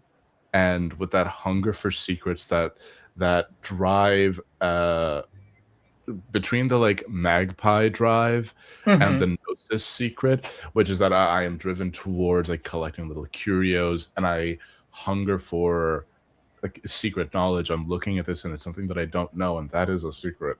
And I'm just sort of, God, I wish I had the time to apply like my analytical skills to all this so that I could understand it, but I don't have the time, and it's a little bit heartbreaking to have. It's a little bit heartbreaking. It's a lot of the time on these jobs you wind up being witnessed or witnessing old magic, new magic, tremendous vistas and sublime things, great horrors, and you're sort of like still skedoodled onwards. In the name of labor. It kind of sucks sometimes. This is something. This is really something, and it is getting louder and louder as you guys move forward. So it's a good thing you put that wax in your ear, and you can hear like as you get towards the edge of this gangway, towards another door. This one seems to be open. However, there is a voice you can sort of barely make over the din of all of these gears and possibly an engine. It's hard to tell, and it's sort of shouting like, "Oh, go away, go away, go away, go away, go away," and it gets louder and louder and louder inside with the hum and thrum of all of these gears. I love this song, but I don't think we can control the volume. I'm going to cast treble for 3 grit, and I just want it to be that my friends and I can control the volume around us temporarily. And that's it. So it's just magic for like audio files or like loud work environments. That's fantastic. So it's a really OSHA compliant spell. You suddenly hear the howl of this thing going like, go away, go away, go away, go away, and it starts resolving itself into a single voice, and that single voice seems to be coming from the room ahead. Okay. Hell yeah. Let's keep going. Yeah. Yep. Yeah. All right, great. You make your way then, I guess, into room F. At the edge of it is a long fuchsia-colored ladder that seems to go up and up and up into the distance. The ceiling in this area seems to be weirdly higher than the rest, and the ladder leads off into the dark. I should mention also, the second that you enter this room is very unsubtle. A bunch of spinning knives just sort of launch themselves out of the door directly at you. Everybody move to dodge or parry. Oh, crap. Oh, God. Oh. Love. Sure. Okay, move. Spinning knives. All right. I got 5 again. Am I just... Wow. That's a 2. That's a 2. Let's see here what this little guy does. Suddenly these all the sights, sounds, smells, and now the fatigue of casting this fantastic OSHA compliant sound spell probably temporarily distracted caster as suddenly a spinning knife, and it should be mentioned, I'm guessing as a needle, your strong dislike. This is a really shittily made knife. But nevertheless is being launched at such a terrific speed that it instantly stabs you in the shoulder for 4 damage. Hello. And then you have Slither as a DR reduction, I believe. Yes, I have Slither, which gives me damage reduction 1, so I take 3 damage, so I got a 15 health. So I'm not dying or anything like that, but definitely annoyed.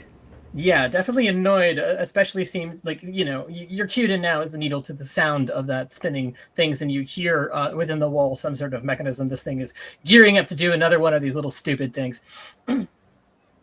Okay, I rolled a 1. That was not fun. Not ideal.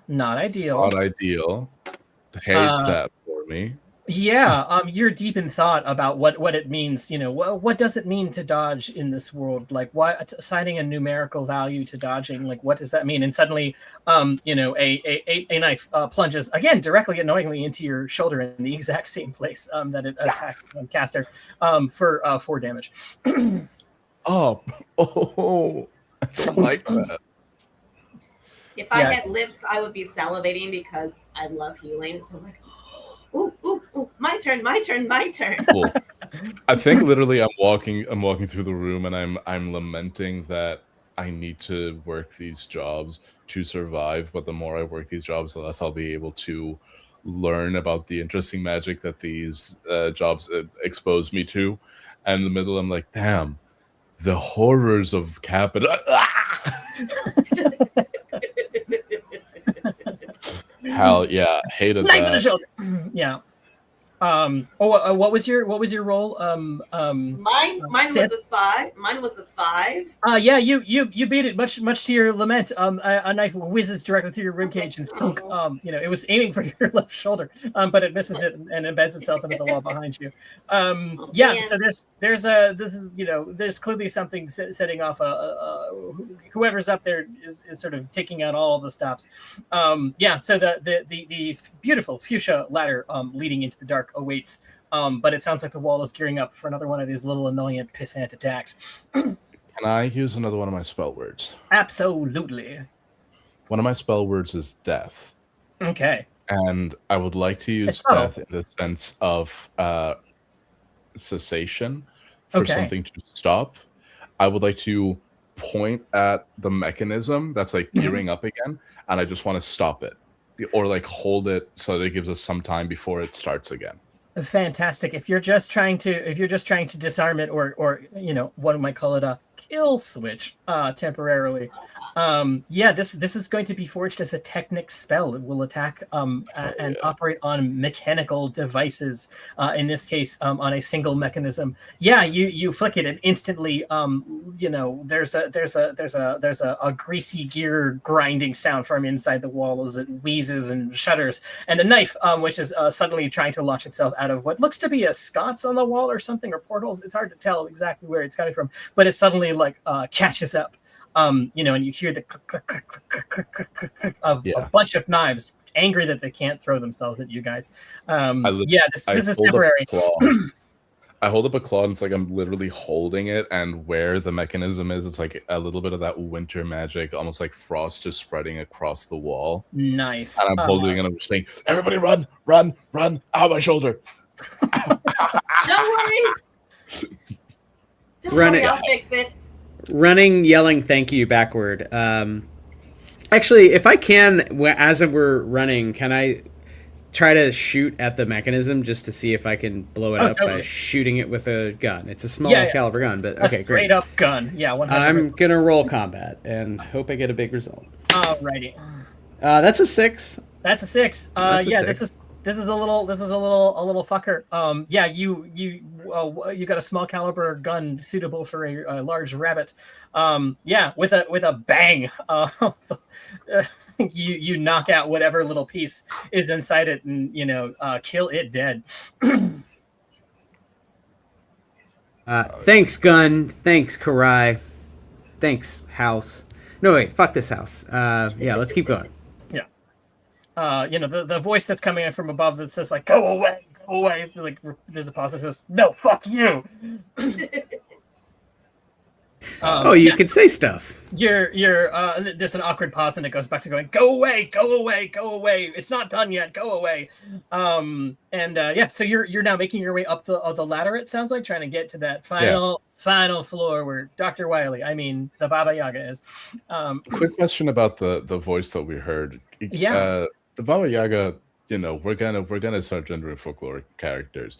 Absolutely. Baba Yaga, broadly understood to be an old woman.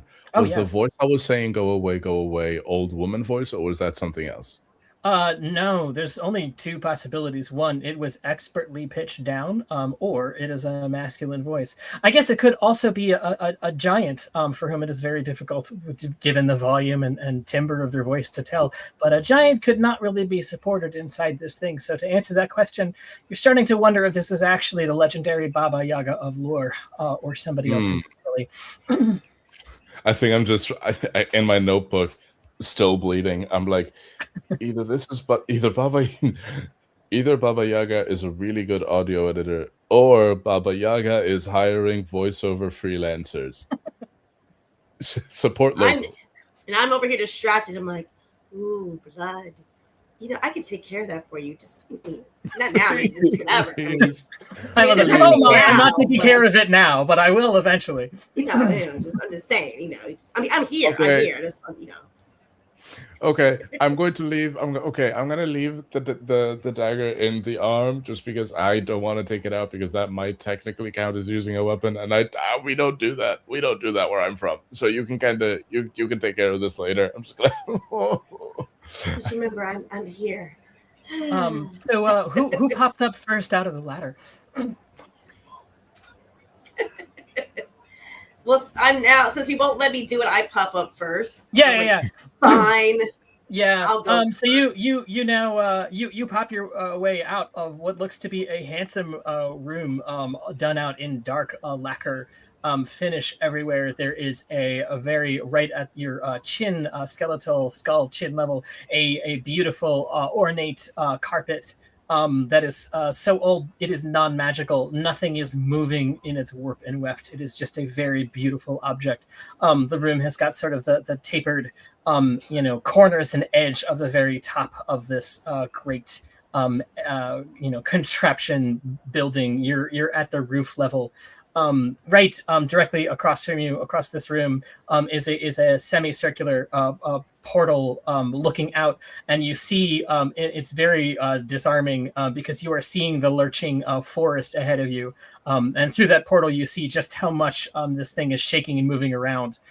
You are not, because you are magically stable because of the magic of this house, but you see just how violently this thing is moving through the dark forest. You can also see through this portal that there's a little bit of light ahead. It's getting lighter. You're getting towards the edge of the fields of Boss, out what will be the eastern region of Turney, where all of the Color Knights in this world live. So yeah, you're getting really close to sort of the edge of the field, where she said to try and stop the thing before it gets there. There is bookshelf after bookshelf after bookshelf of the most tremendous amount of tomes. They all look really pretty. And right in front of that big semicircular portal is a contrabulous fabtraction of various dials and gears and gewgaws and pulleys and levers and other things. And there seems to be, in a great fuchsia cloak, a figure hunched over it, who is shouting into a little, what looks to be a brass pine cone, shouting, "Go away, go away, go away, just go away, it's not finished yet."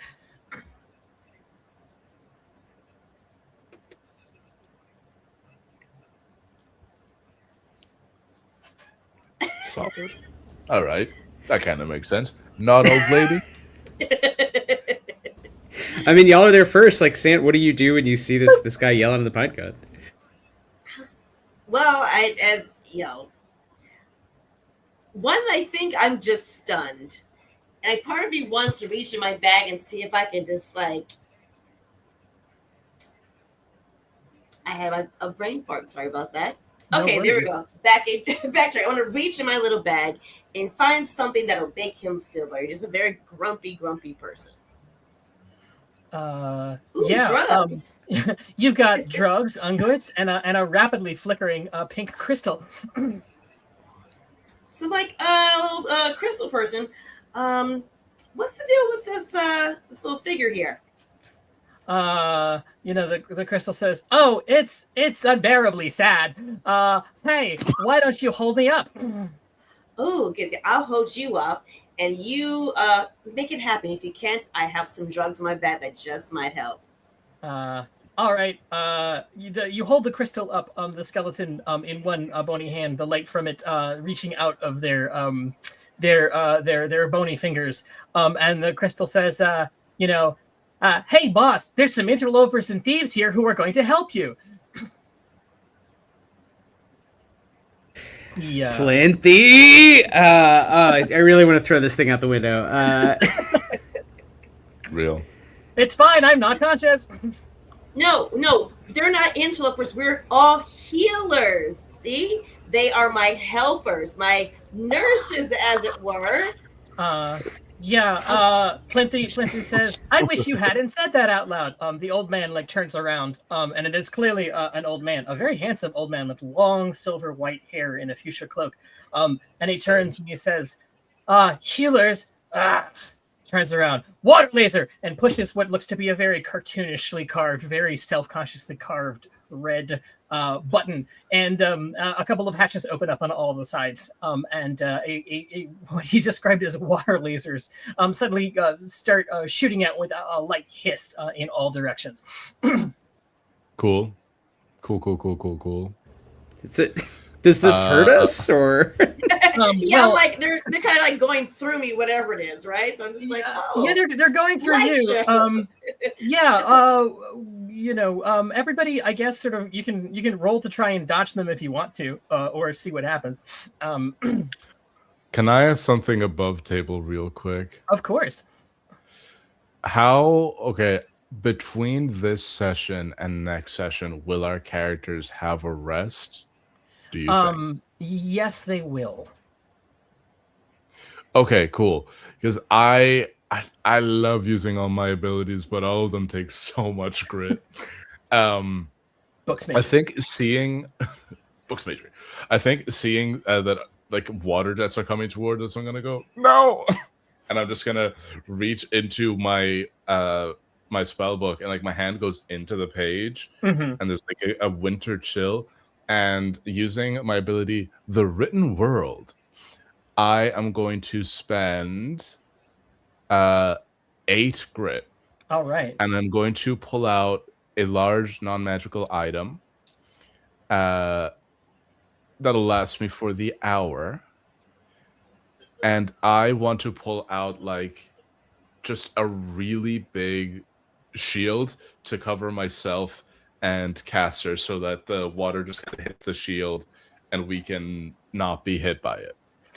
Okay, great. Yeah, pulling out of your book, Mary Poppins times 1000 style. You pull out a dark, black, cool, spooky, iron-looking shield, and it has got a good temporary damage reduction. Yeah, you suddenly feel these jets of water all sort of like hit it. And they're deceptive because at first it's like it's shooting water at you. I don't know why you said they were lasers, other than somebody's got a nice feature like letting them up. But the water pressure is increasing and increasing and increasing. So it is a good thing the shield is upon you, because this seems to be the last ditch effort of this person to stop you from talking to him. Cool. Shield up. The intention of spending 8 grit is to cover myself and one other person. So this is the thing. This is a great shield and a great shield. Yeah. So this is like almost like a tower shield that I've put like somewhat horizontally so that it can cover the two of us. Thank you. Walking up, we're rocking 5 grit right now, baby. I think it's just going to be slow approach, and I'm just going to say, "Get him! Get him! Get him! Get him! Get him!" And considering that I'm just bones, I'm trying not to slip.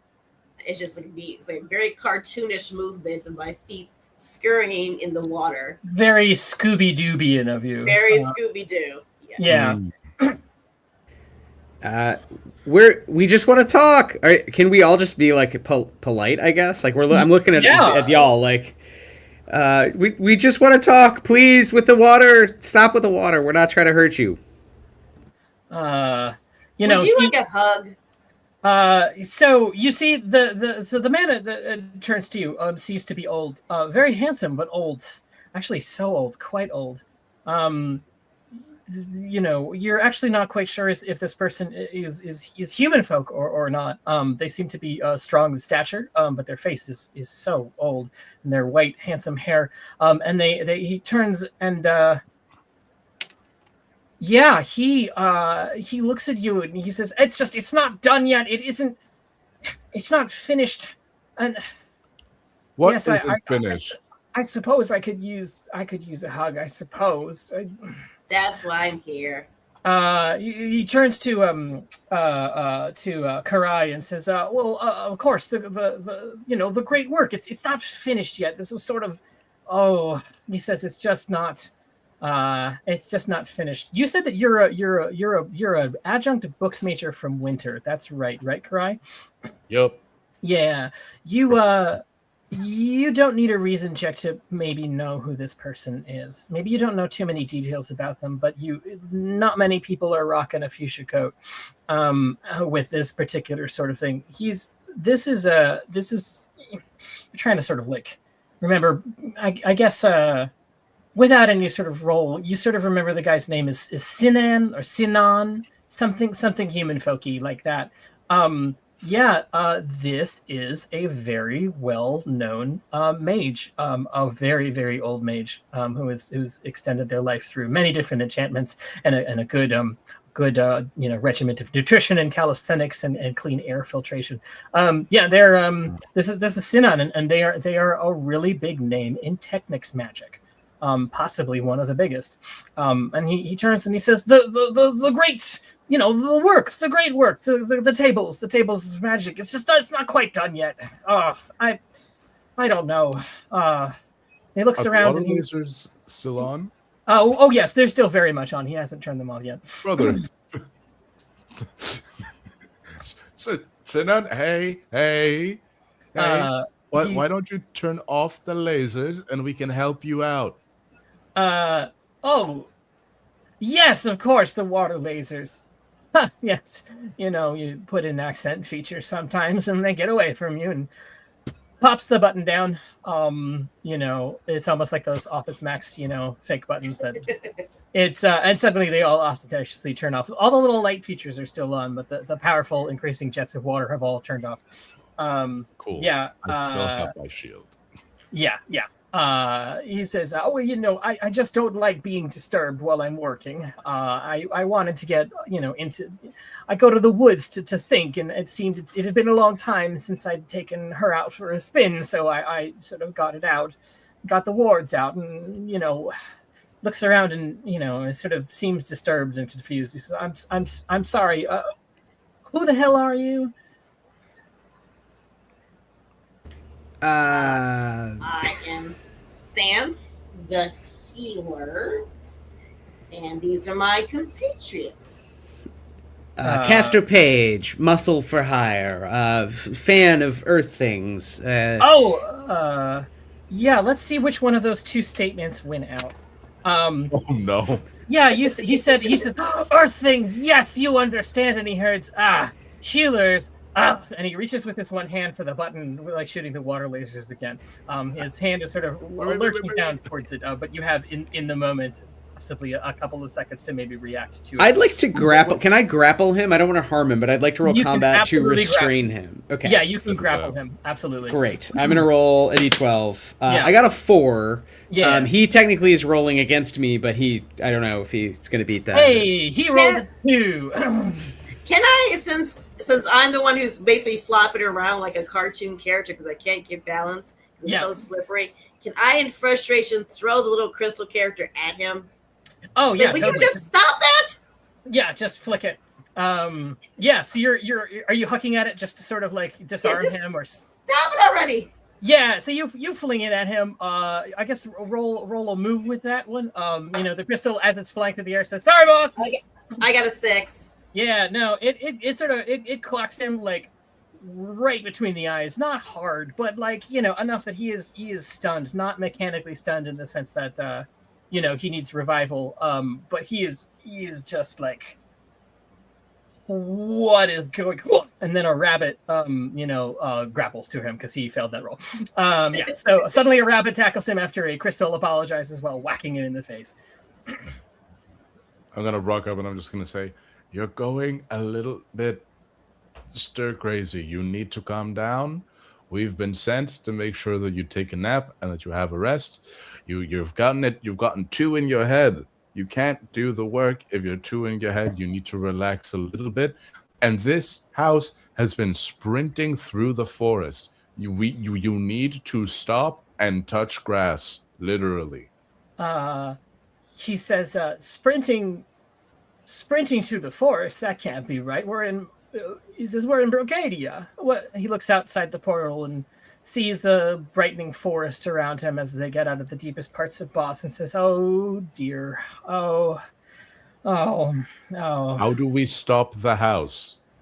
He looks at you a little lost and looks back at the controls and it's like,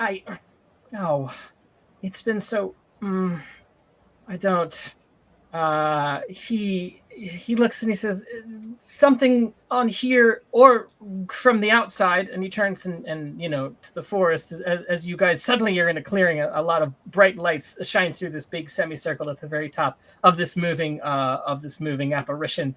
And down below, it's not hard to see a whole bunch of people in armor are gathering. Some of them look like they've got crossbows, harpoons, large ones. They all seem to be made up. It's like, well, it looks like they're interested in stopping it. No. Okay. If I just do a temporary kill switch, will that give us time to figure this out? He says a kill switch, and he looks at you, and he is doing a little bit of you can't quite place it. It suddenly feels like something is analyzing you, but in a way that's like very non-obtrusive. It's sort of like it is like asking your person for permission, and then quite in surprise of yourself, like part of you is like, yes, sure. And he casts a little spell and knows instantly what you mean, and he says, yes, yes, by all means, please. What a whip smart little bit of Technics magic that is that you just did. That's wonderful. That'll buy you a little bit of time. I'm gonna look to the others and I say, I've been impaled with a knife, and I've been running myself ragged. I'm going to be pretty spent once I do this, so we need to figure this out. And I'm running on 5 grit. I'm gonna spend 3 to cast Excellent. F on the. I'm just gonna try kill switch the house so that it stops or slows down enough. Yeah, so we can figure out a more permanent solution. He points to a little tiny part of the controller that he was so confused about moments before, like a little tiny piece of it, and he says he points to it like that's where you need to point that little, as he called it, whip smart little piece of Technics magic that you cooked up. Yeah. I'll do that, and I'll just kind of like freeze it, and I'll push it a little bit more, and it's kind of like a block of ice now, so that I've literally frozen the mechanism. Yeah. But that ice is already like the petals in Beauty and the Beast. Like drop of water by drop of water is starting to melt. Yeah, it sounds like there's some screeching down below. It sounds like the gearbox on the second floor is unhappy about this. The security system's really unhappy about it. Yeah, the house is sort of like shaking and lurching, and for the first time, you're sort of starting to feel the rumble of the movement. The house is starting to visibly slow down. You can tell by the road ahead. The light of the trees is starting to get a little bit slower in its bloom as you get out into the open fields of Turney. The house is now a house divided, and it's struggling to move forward and fighting and confused. But yeah, for the moment, it's not running at a breakneck pace towards a bunch of people with crossbows. Did we retcon flashback question above the Absolutely. table? Did we talk with the driver who offered us money to stop the house at all about what she sort of envisioned when it stopped? Was it like a stop the house and therefore blank, or then I will blank? It was just like stop the house, period.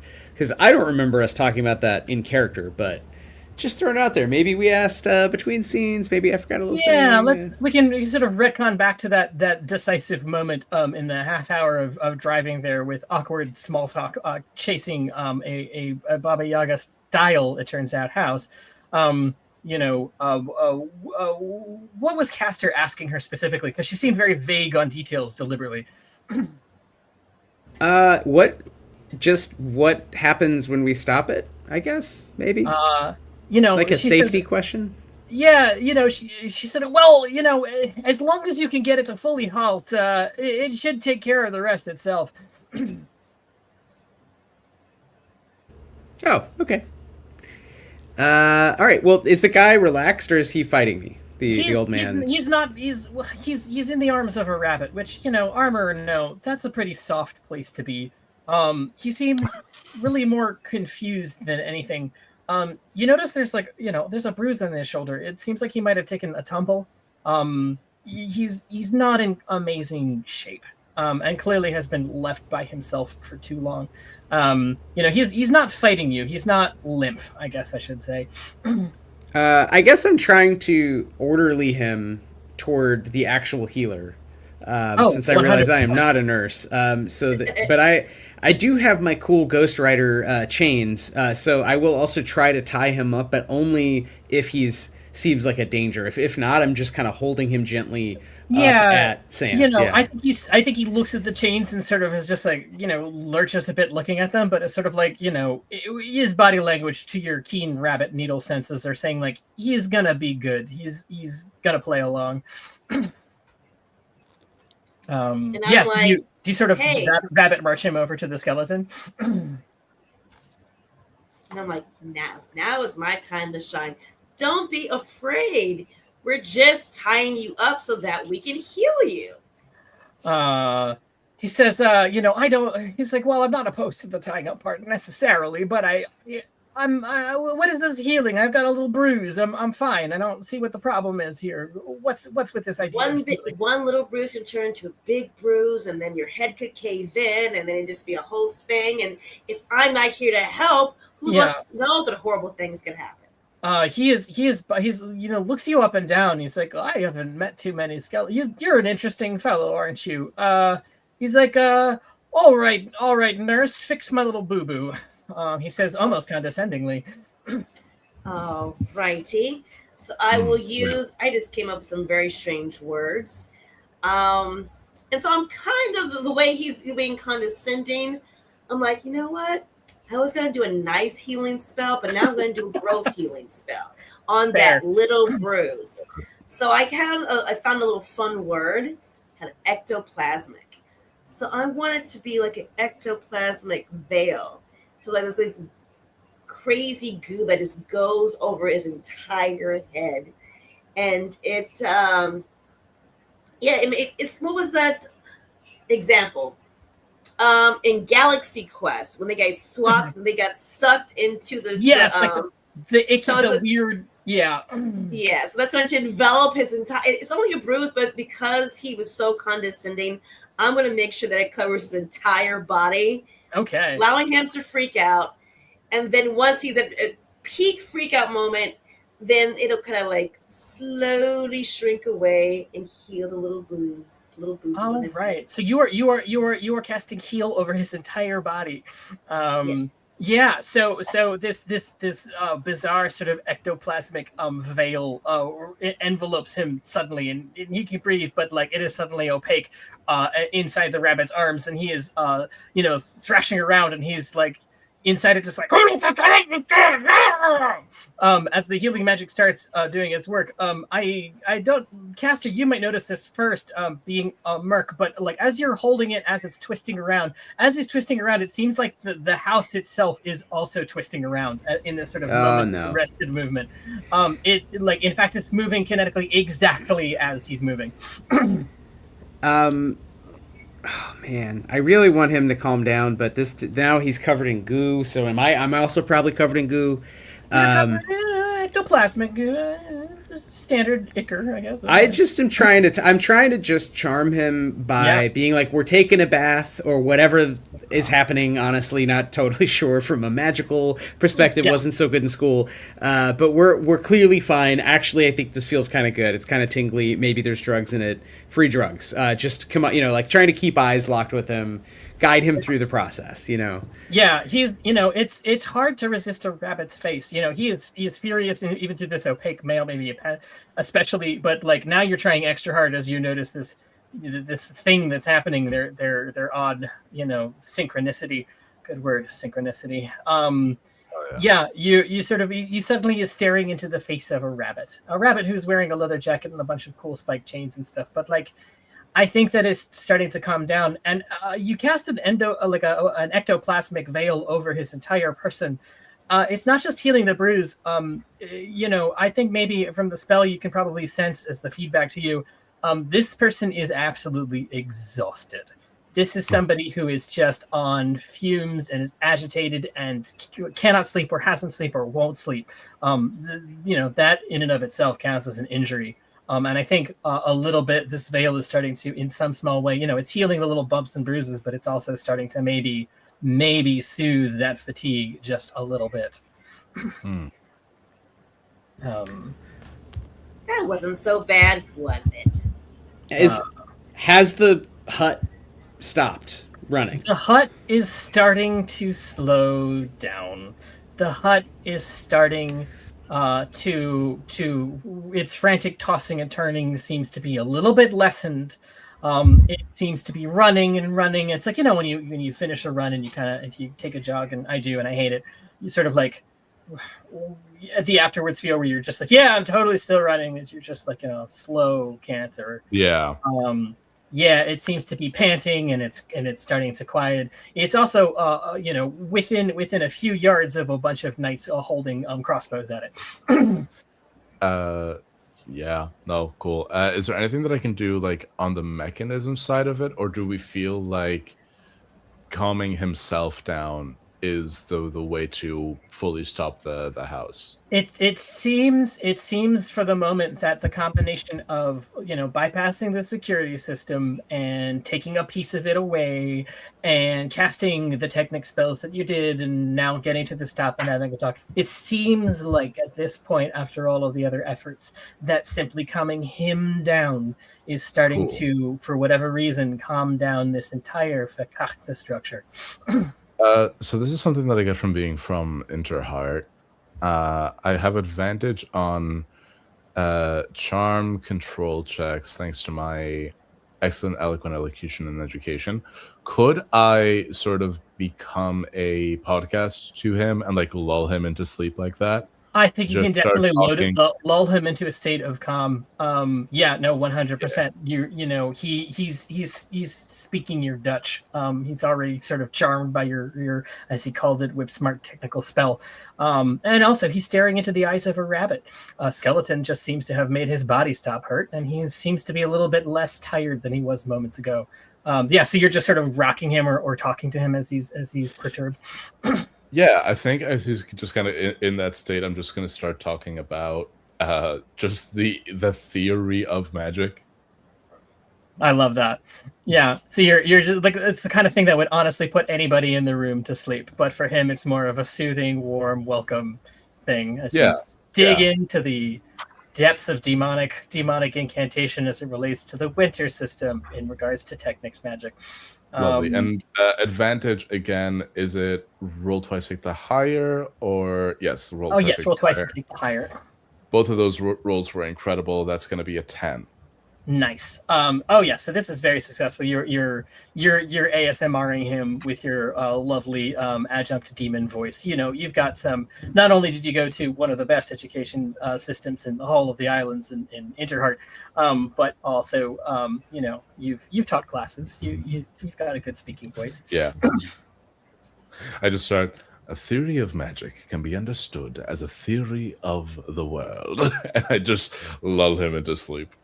Yeah, so as you're doing this, it seems like whatever Guga inside the castle in that great engine heart seems to be winding down a little bit. The legs are slowing down, and you know, you can see that the lurching environment outside is starting to kind of line up with the calmness of the interior. And you know, the great pounding of the engines slowly comes to a halt, and you just hear like a da-dun, da-dun, da-dun of some sort of great piston in the heart, or perhaps his heart itself. Now that that's done, you also hear from the outside a whole bunch of shouting, and you suddenly hear the sound of a beeping horn, just like a beep beep beep beep beep beep beep beep beep beep beep beep. Didn't get the message about the podcast. This person. Yeah. I run over to the window to look out if he's asleep and not posing a danger to himself or others. He does not seem to be a danger to himself or others. The house at this point is running so slowly that it is practically at a stop. You know, you're looking out the window and you see a long black car that is part hearse and part Cadillac with its light up tires screeching out and getting between the house and what look to be a bunch of really perturbed knights holding extremely large crossbows. You know, the window rolls down and you can't make out specifically what it is, but you hear like a whole lot of shouting, and there's a whole lot of gesticulation on the parts of the knights who are continue to point at the castle and aim crossbows at it. A gesture. I'm doing the classic, like your friend is like way above you, and you're like, what? Like I don't know. Are you coming up? Am I coming down? Kind of a thing. Yeah, so you get the eye of the driver, who looks up and is now suddenly like gesturing wildly, like pointing to the window, just point, like you can't hear it, but like that pointing to the night and then pointing up to the window of the porthole. She's clearly trying to get them to not hit this thing with these large these large, like almost harpoon like crossbows, which you now look are connected to very long cables.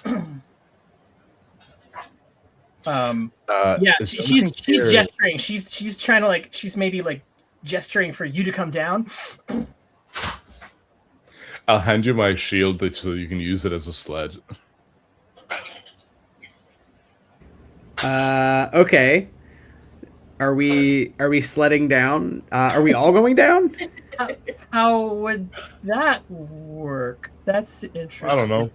Yeah, I like it. Is the portal like open? Can we go through the portal? Is it it's a window? It's yeah. So it's like go to the top. It is a window. It is a window made of glass. However, there seem to be, it's divided up into like little wedges. It's a half circle. And some of those wedges seem to have a little hatch like openings of windows on them. You know, the window itself is not magic-y transferably through, but there to be some openings in it. There's also a couple of portholes leading into the outside along some of the sides of the walls that aren't covered with the most amazing book collection you have ever seen.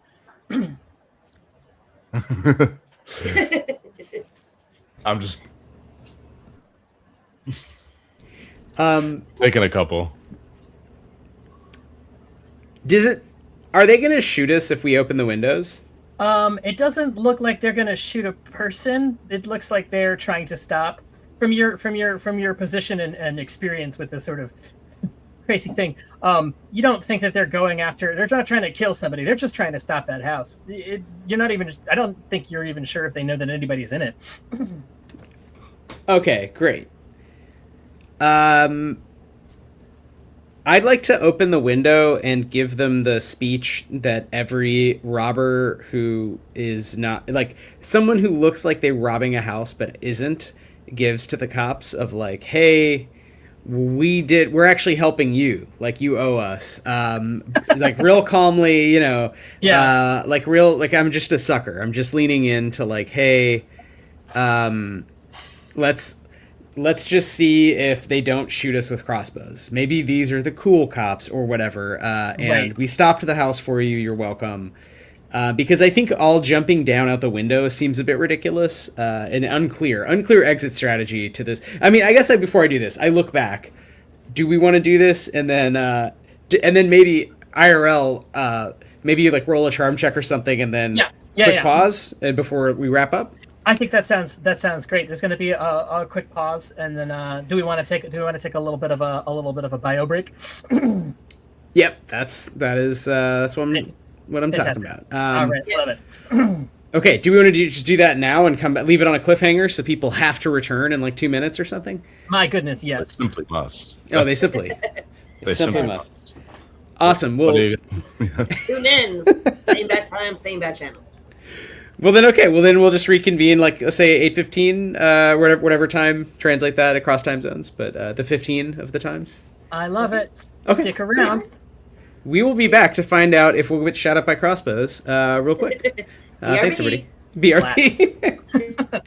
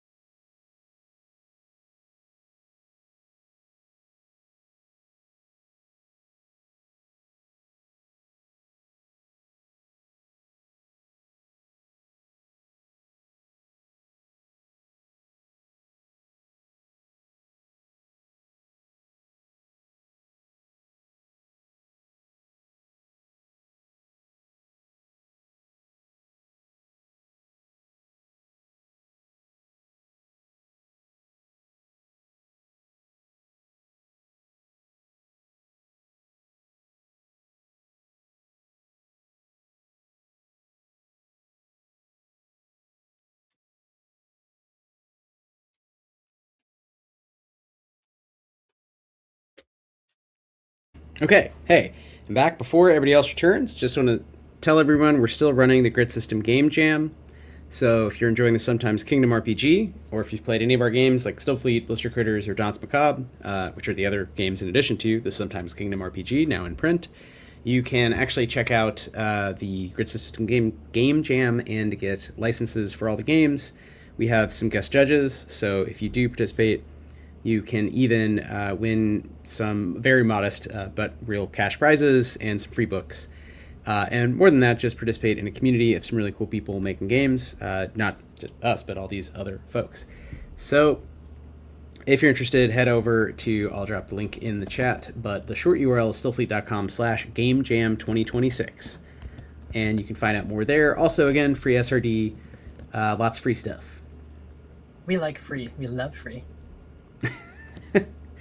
Yes, and Vex, yes, there are other games, indeed. So there's a bunch of games, there's a bunch of cool designers, and Ethan and I started with Stillfleet a long time ago, and it has grown and grown since then. And finally, we have Ethan's art-based world, really, of Seasons Keep coming to life across zines. So thanks again for tuning in, and thanks to our players. Thanks, Nihara. Hey, how's it going?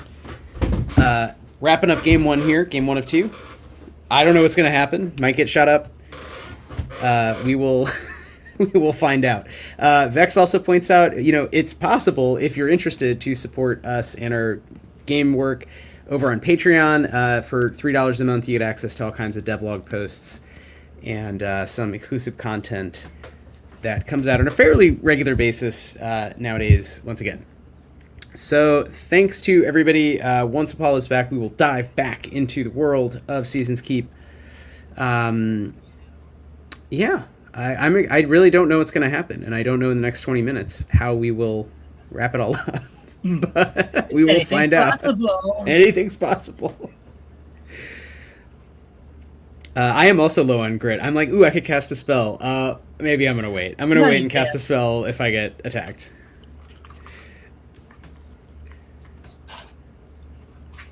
Hey, what's up? I've returned. I drank a full monster and like a liter of water on top of that, and I was like, I'm going to die. Oh my gosh. Yeah, I have like 3 water vessels over here. So. Yeah. What time is it where you are? 1:15 in the morning.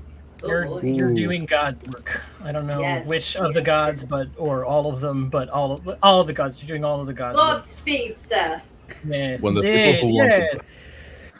people who want to play TTRPGs are in America and similar time zones, you kind of just have to accept that your sleep schedule isn't a thing. Sleep schedule. Well, I will say there's a possibility we will visit Ireland this year for the first time. So in that case, perhaps we can reverse it, play some games over in y'all's time zone. Until then, Ethan, I think we're all still in the Bob and Yagen, looking out the window. You're in the Bob and Yagen, looking out the window as this old woman with long black hair in her long black dress is standing next to her a long black car and gesturing wildly at the rabbit who has opened the window.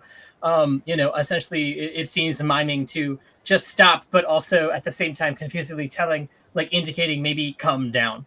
So it sounds like there was the potential charm roll to try and just smooth this over for the moment. At least buying you enough time to jump cut downstairs. I think she doesn't seem. She hired us, but if there are a bunch of knights with crossbows, I want to make sure we can just in an orderly fashion proceed down and out somehow through the chicken's sewage system or whatever, and we don't get shot.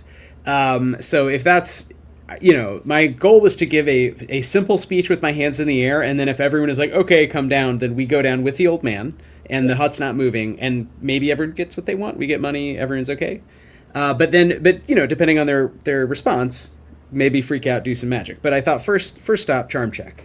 What do you, if everyone agrees? I think that's fantastic. Okay. And I have the thing of advantage on the charm control checks. Can I pass that on to can I grant that to somebody else, or grant like a help? You can help. You can absolutely help with a roll. You can contribute to it if you're part of it.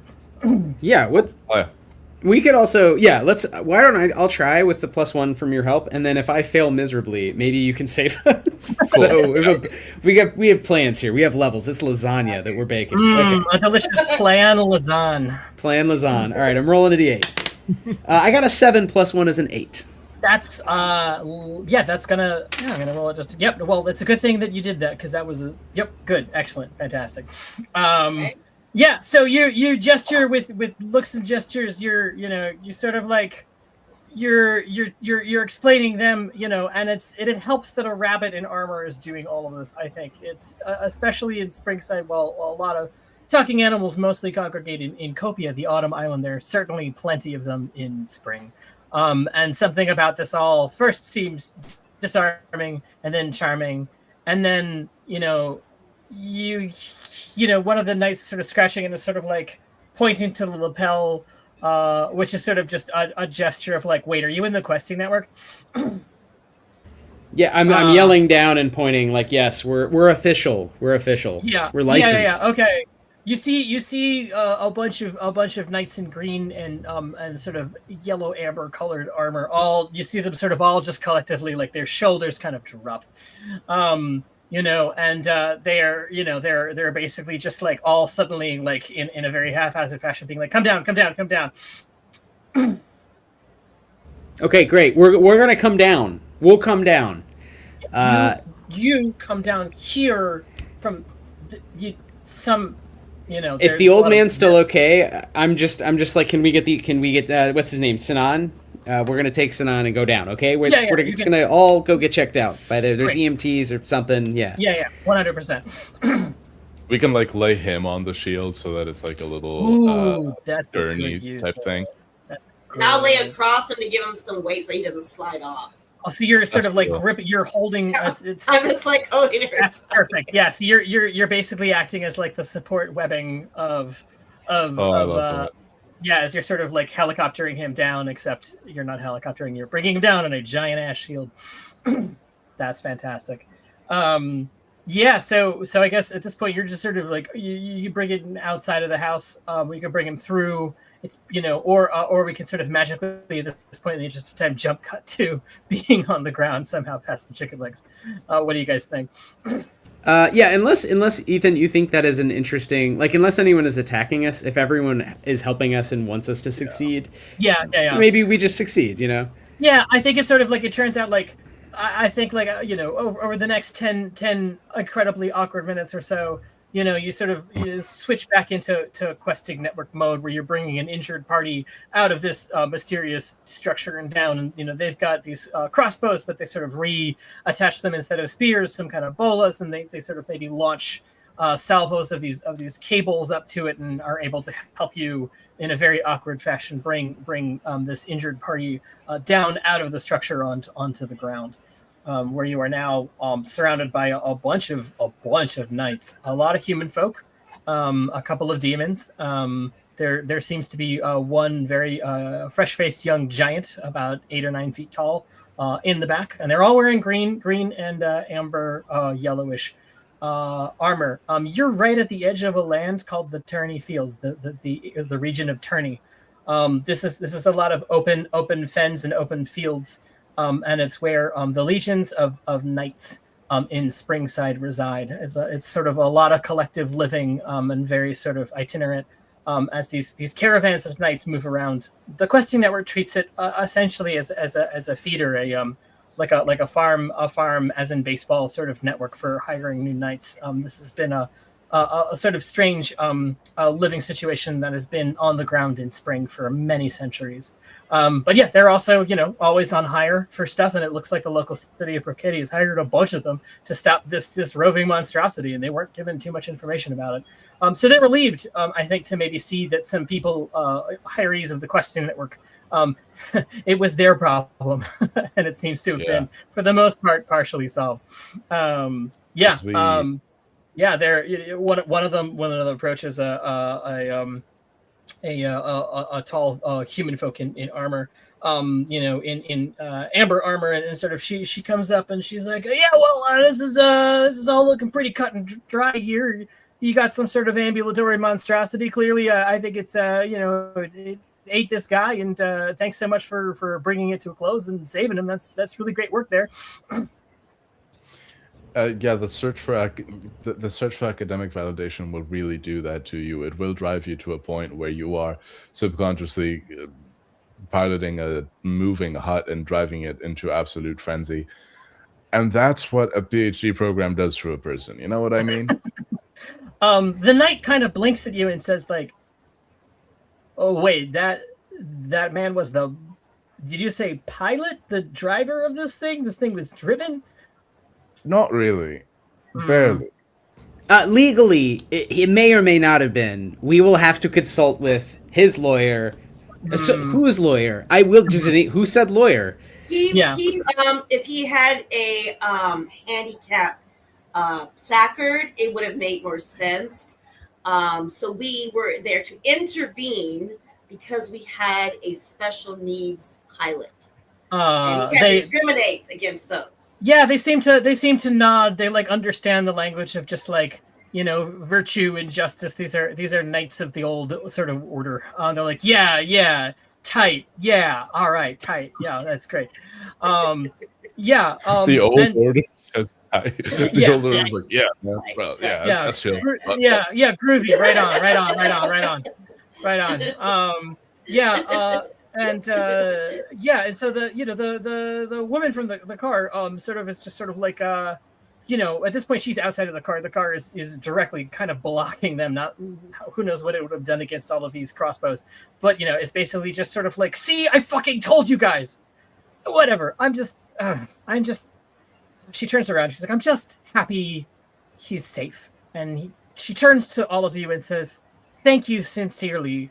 You know, she says, I didn't know that he was in it, and I'm glad that he's safe. And she turns to him on the gurney. At this point, Sant, are you sort of acting as sort of like caretaker to him, sort of attending to him, or have you gotten off of the you know, the grapple system of your skeleton? Yeah, I had to you know, I got a little comfortable. I'm like, oh, he's pushing me.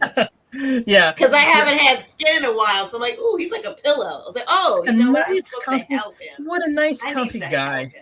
Yeah, I need to help him. So I guess at this point it's sort of become your, or like they're just treating you like he's your de facto patient, whatever you think of it. Yeah. You know, the Questing Network healers on the scene. You know, it's sort of clear from the body language that like this woman driver has some kind of relationship with this old man.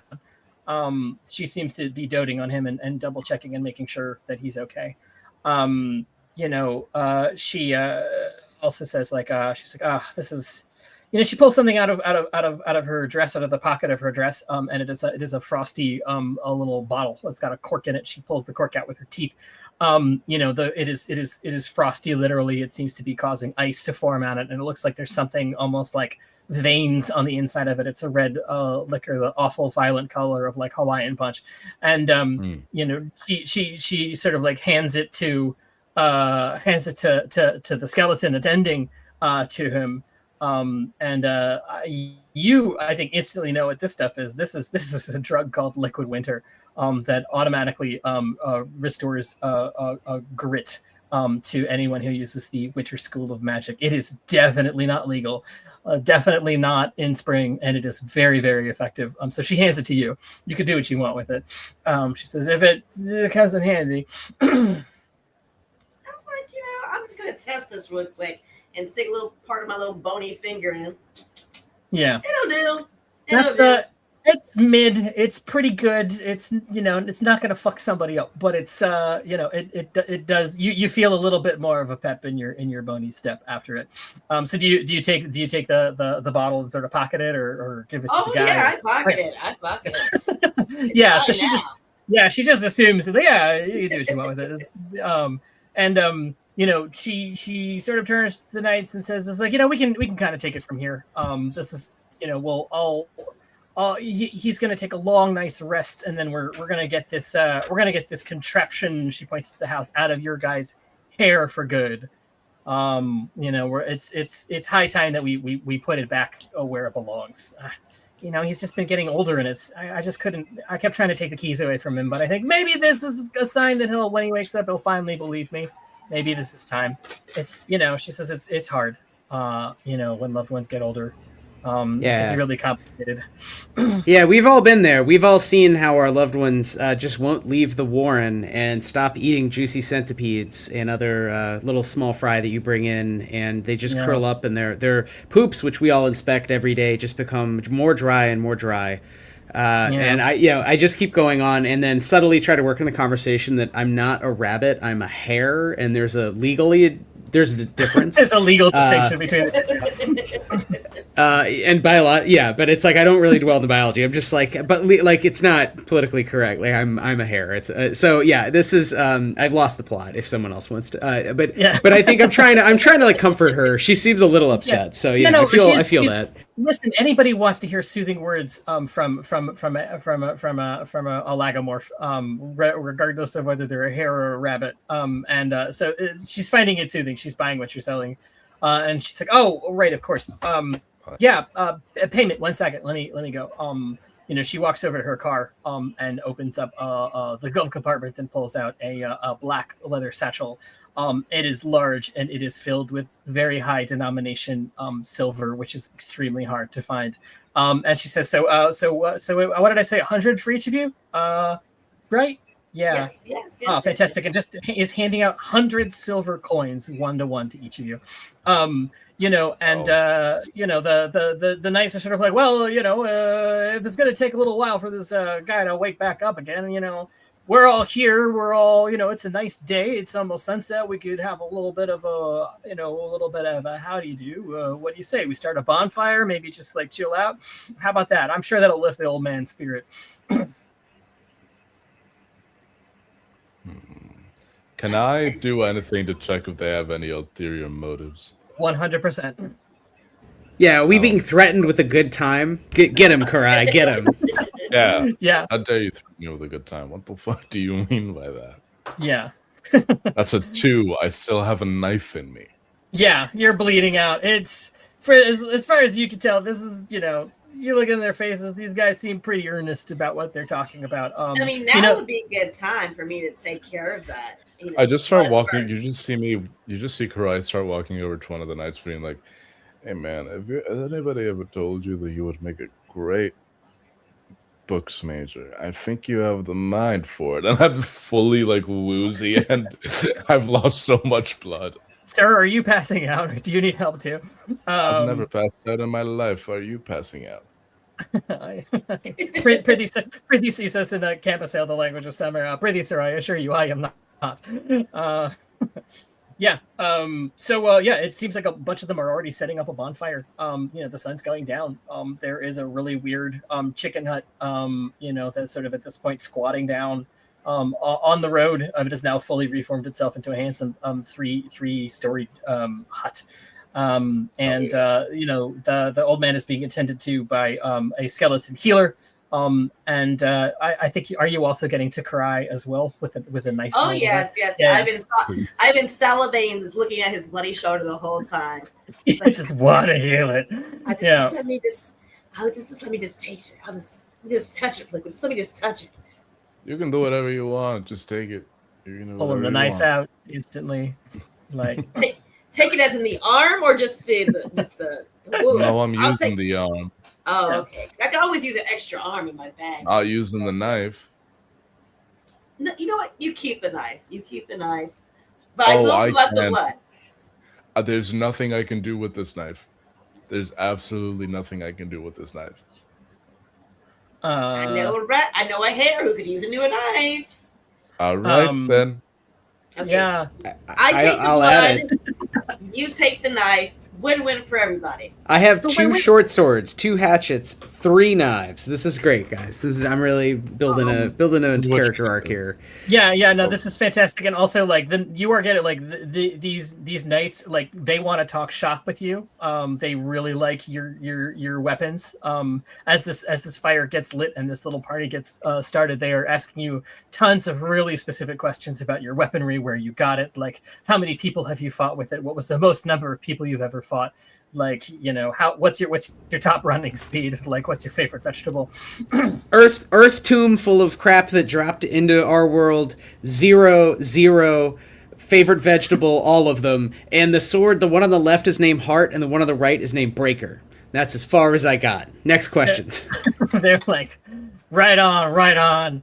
So when you said vegetables, all of them, this bonfire started, they brought out a ton of like springside vegetables. They're humongous. They're like immense mushrooms, big zucchini, which have been treated with like a wet, hot, spicy sauce, which is the local speciality. Meat is being passed around, beer is being passed around. A little tent has been set up for injured parties to the right as Karai and Saren are sort of ensconced with their skeleton, in quotes, caretaker, who seems really interested in taking their limbs, really just like trying to maybe convince them. In this sort of like, you can sort of, I guess, quickly spell out, is there anything that you guys do in this? It's not quite, this would be a short rest, leading towards a long rest. But is there anything that you all do in this brief moment of downtime? I'm testing to see if the mushroom is a healing mushroom or if it's just for food, or is it a magic mushroom?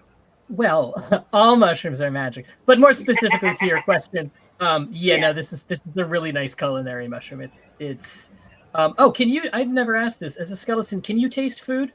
Sometimes skeletons like to eat just for the habit of it. It's more of a chewing, and I have a remembrance of food. But I'm never quite satisfied. It's never quite satisfying. You've got the texture of a really big, nice, dense mushroom covered in some kind of sticky sauce. It seems like they've sort of started essentially like a barbacoa going of vegetables and game. Caster, is there anything that you're doing aside from regaling them with very quick needle facts about various weapons? I think I've just because I'm actually very homesick about Copia. I'm just talking about my partner, who I've not seen in a long time, because I had to go out gig adventuring to make money for food, because we can't both go foraging because they have a disability. They're not as good at foraging. So that's why I signed up, and I'm now like a continent away, like fighting monsters. So I'm like pretending to be having a great time, but I'm actually very sad and homesick. But my mouth is so full that I think it would all be in subtitles, like anime style, and all you would hear audibly is like, like horrible hare honking. Yeah, and they're sort of nodding along. I think they get the gist of it, and like one puts an armored, or I guess at this point taking it off a leather clad, hand on one shoulder when you start, honking about your partner, like they understand yearning and longing very much so in spring. It's one of the defining features of their romantic and social life and their sort of, their stories and their literature. It's just a lot, just so much yearning. Nice. Yearning. Never. Yearning and yearning and journeying. I like one do. And as the sun sets, it's quite a thing. You're all able to have a short rest and a bit of a revival. And out of the tent after a few hours comes I guess about 2-ish. Saren, sort of like squinty-eyed, sort of like comes out still wearing the future. Seems somehow younger, like a decade or so has been taken off of their life. And the woman in black sort of runs over to him and says, are you gonna do it? Like, we're gonna put it down, right? We're just gonna park it. I'm gonna take those keys, right, great grandpa. And he's like, oh, all right, all right. Yes, it's fine. It's time. I really needed to think. It's not done yet. The master work. And he starts getting sort of riled up again. And she's like, okay. Keeps talking about the great work. It's not quite done yet. So it seems like all of that's hunky dory. There is a sound coming from the woods. It's the sound of hoofbeats, of horse beats, and like a loud galloping happens. Inside your pack, Sanch, is a little apparently non-sentient pink crystal is starting to wink, and it says oh crap, the fuzz are here.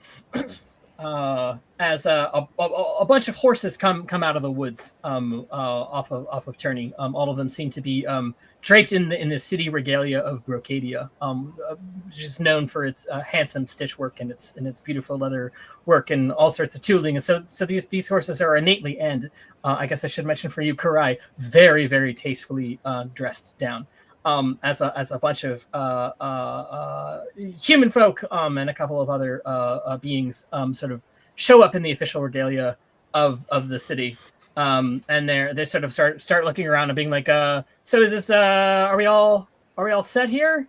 Is this all done? Is this all finished? Hello, welcome.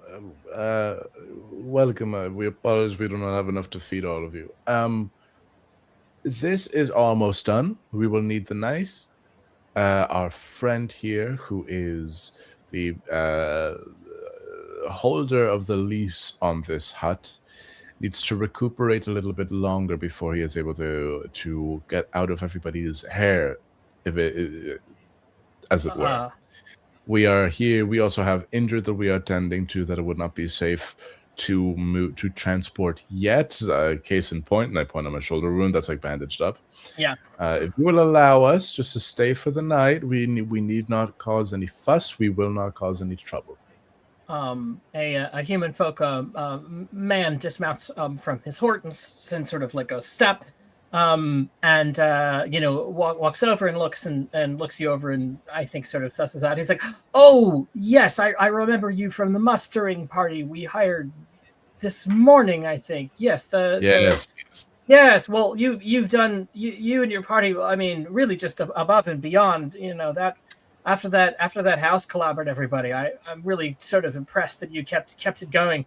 But you stopped the thing, and the Questy Network and the city of Brocadia thanks you. And of course, please, the three of you looks over at this. He's sort of sussing people out at this place. The three of you, take as much time here as you need to rest. And city resources are at your disposal should you like to come back to the great city of Brocadia from Turney. But as to the rest of it, I think we'll take it from here. Thank you. And you see a couple of the other people dismount from their horses, and they start to walk over to the old man in his fuchsia coat, and they summarily start gripping him by both shoulders, and they start kind of marching him off. And a couple of them are now taking magic books over, and they're starting to look over at the hut where it sits, and they're starting to dispute with each other about various methods for moving it. And they say, all right, well, let's take it back. We'll take this thing back to the city. I think this is all cut and dry. Thanks so much. Okay, is this actually cut and dry? Is this standard procedure, or are they swooping in? They are most definitely swooping in. Cool. It's this is not technically also their territory. This is a real edge case. This area of Boss and Turney and the city of Brocadia where they all meet is technically part of Brocadia County, but also it's part of the region of Turney, and also the Fae kind of lay claim to it. And so it's like they're sort of doing this. It's I come from a nation of basically lawyers. Yeah. And I'm just gonna lay it on thick, and I'm just gonna say, Oh, this is your jurisdiction. Oh, that's perfect. Because we were actually wondering whose jurisdiction this would fall under, because this is highly disputed border territories, and it is actually so handy that you are here, because if not, we were going to have to get into a whole situation of debacle. We would have to talk to the Archfang. We would have had to speak to the Lords of Turney, and I mean Summerside's right around the corner, and the favors the Salen's line, and honestly, it's so convenient that you're here right now, and clearly you've done all this by the book, right? I mean, I wouldn't want you to be in any trouble. Can I see your papers? He looks you up and down and he says, don't you worry, you'll still get paid as a member of the Questing Network for this. Don't you worry one bit. No, that's not what I'm worried about. No, don't worry about me, please. I do it for the love of the game. I do it for the love of exploration and the arcane.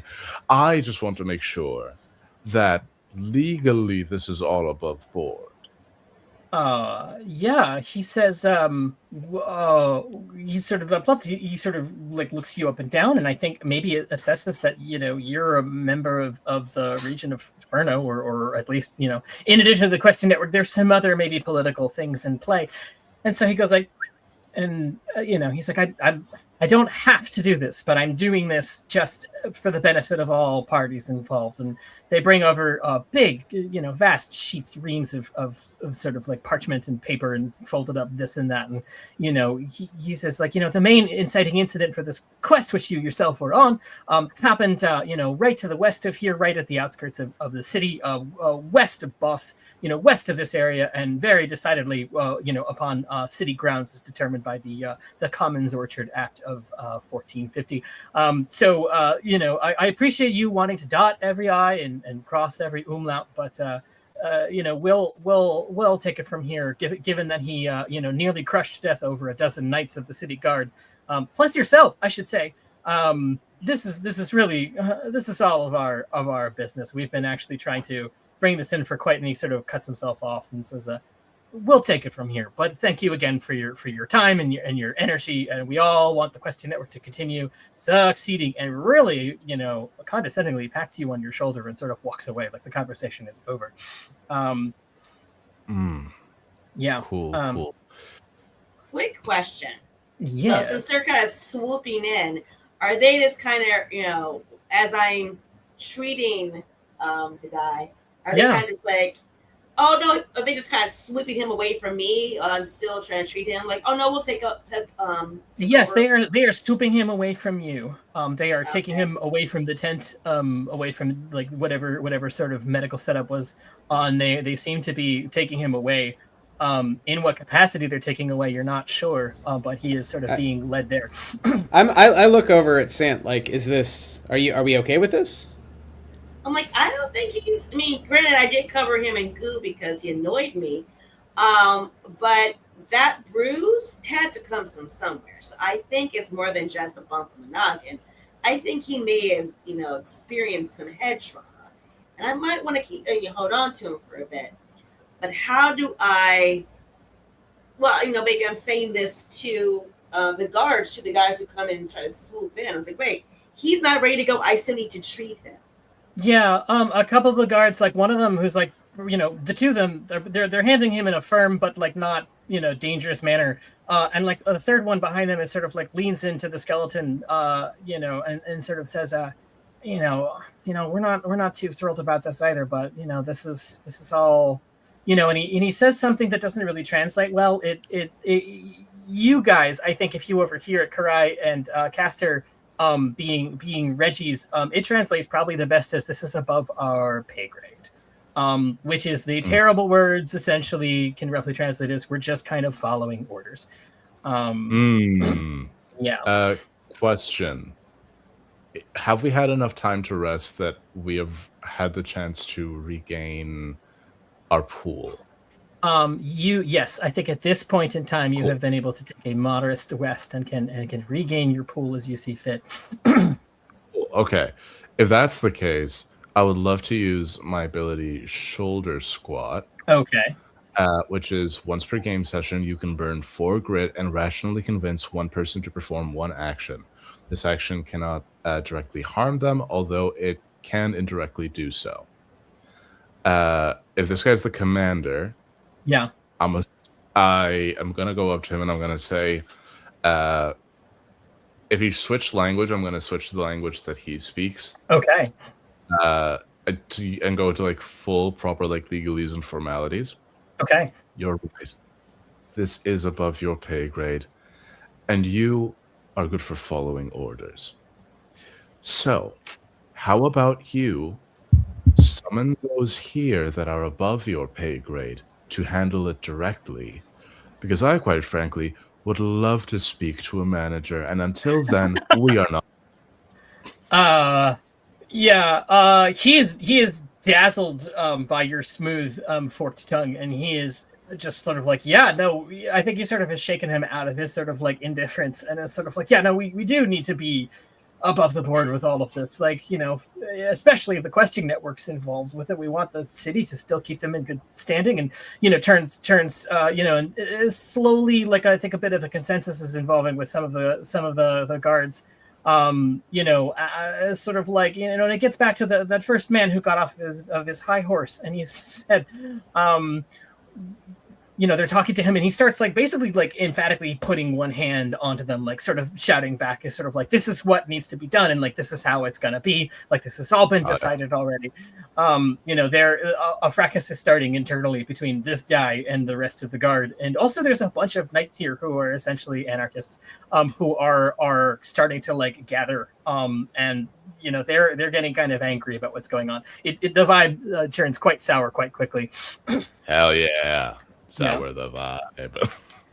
Sour the vibe. Oh, those would be great spell words. I think, Ethan, this is about time, so I think this is our kind of last round of actions, maybe. 100%. And I just want to ask above the table, but as characters, I'm probably looking like I'm kind of drunk on like carrot juice or whatever, and I'm looking at the two of you like, what do we want to do, guys? Are we kidnapping this old man away from the cops into the woods and disappearing into the Fey haunted woods, or something else? That's what I'm feeling that you're asking me to do here, is cast some magic and tangle these motherfuckers. Like, what do you guys think? But this is all happening with just eyes and maybe some mumbling.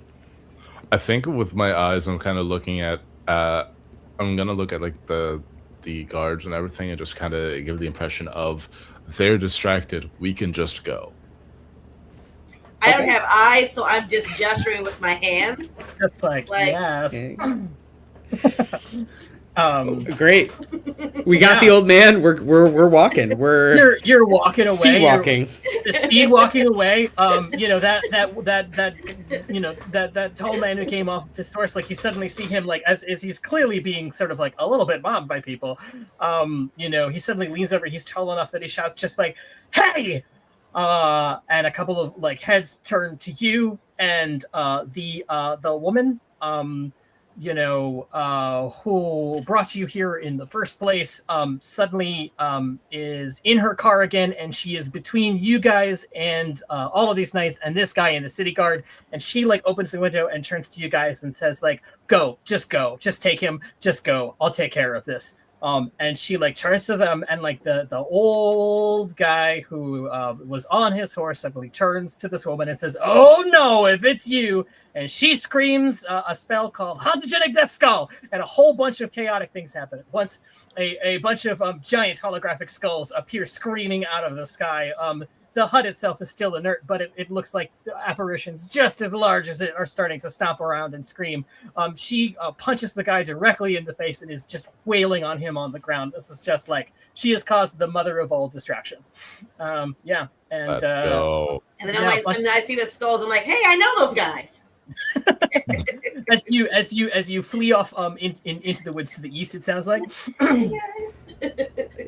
Yeah, I don't know if we had a real plan there, but it sounds like we're disappearing into the woods with an old man. If that's disappearing into the woods with an old man. Part two is just going to be a court case. Yeah, exactly. We kidnapped an old man. We covered him with goo, and then we kidnapped him. Yeah, this is actually a bid for the Lincoln Lawyer IP as an RPG. No, this has been great.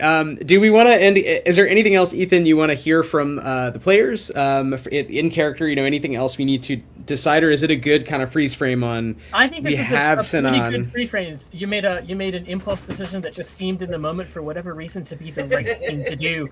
I think as you turn your shoulders, you see this chaotic magic thing as this woman with black hair is just like fucking wailing on what is clearly a city official, like reaching for a weapon. It looks like everybody's starting to like, they don't know if they're trying to stop him or her. They're trying to stop these illusions. You look over and you see also there are city guards are now taking what looks some sort of spell as sort of wrapping sort of glowing vines or cables around this large house that you worked so diligently to stop.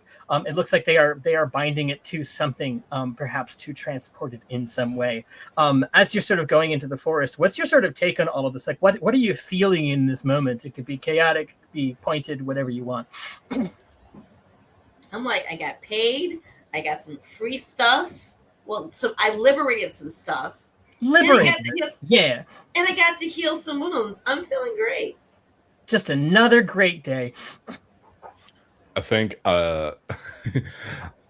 Arai's feeling pure rage as they like look over their shoulder and they see like the vines and they're gonna start transporting the house, and it's just like the teeth gnawing of, if I don't get to know how the big house moves in secret, you don't get to know either. And how about Castor Page? Castor is just has realized he didn't use his short swords at all, and he went to the trouble of naming them, and that probably was like the most interesting thing he did last month while on the boat over from Copia. So he just hoists 2 swords in the air in the night, glinting off, which probably isn't great for disguise, but just yells "Heartbreaker!" And that's, I think that. That's all the only thought in his little head. In the distances, you see a bunch of knights in green and amber armor. Like, they can't quite hear what you said, but they're raising their short swords and little knives in it. They're like sort of, putting one hand up with their knives, and they're just shouting back like "honk, honk, honk." That's great. Well, on that note, I think we are out of time. So I want to give the last word to our special guest. But Ethan, thank you for GMing. This has been the Sometimes Kingdom RPG, now finally available in print. It's a series of zines coming out. This is the first one. It's got the rules in it. The others will be, I think, a little shorter and about the different islands and regular Earth, and who knows what else. Maybe just some of Ethan's art we talked about. So we'll see what happens. Yeah, I'd also say that all of the zines that are going to be coming out in this arc are going to have in their back a wonderful quest, and each quest is going to be connected to each other to a really great campaign. So if you follow along with the zine series, you're going to wind up with a really great playable campaign at the end too. Absolutely. And this adventure is separate and different, and if you like it, maybe we can convince Ethan to write it up as well, but everything is going to be special and different and interesting, so we're not spoiling anything. It's a weird wide world. Ethan has a ton of ideas. So with that, special guests, do y'all want to just do any quick shout outs, the stuff you're working on, anything you want to let us know, pluggables? Otherwise, we'll be back next week with more action. Like I said, just find me on the socials, Nihara Nichelle on pretty much everything except for X. Don't do that one, but everything else you can find me. And yeah. Respectable. Hello, I didn't see you there. My name is Apollo. You can find me on the internet at PaulNerdApollo. I do voice acting. I do TTRPGs. You can find me on Saturdays at 7 p.m. Irish time, streaming a D&D 5e campaign over on my channel, Make Some Mimics. Many more things to come from there in the future. And otherwise, I'm just sort of online being a little guy. Thank you so much for having me, and it's been an absolute pleasure tonight. Thanks so much. 3 cheers for the little guys. And you can also follow us along at Stillfleet on all socials as well. Yeah. All right. Well, with that, we will see you next week. Thanks so much, Nihara, Apollo, and GM Ethan Gouldini, creator of Sometimes Kingdom. We'll be back after the World Cup next Sunday. It'll be late in Ireland. It'll be 6 o'clock here on the East Coast. Bye-bye. Bye. Live long and prosper.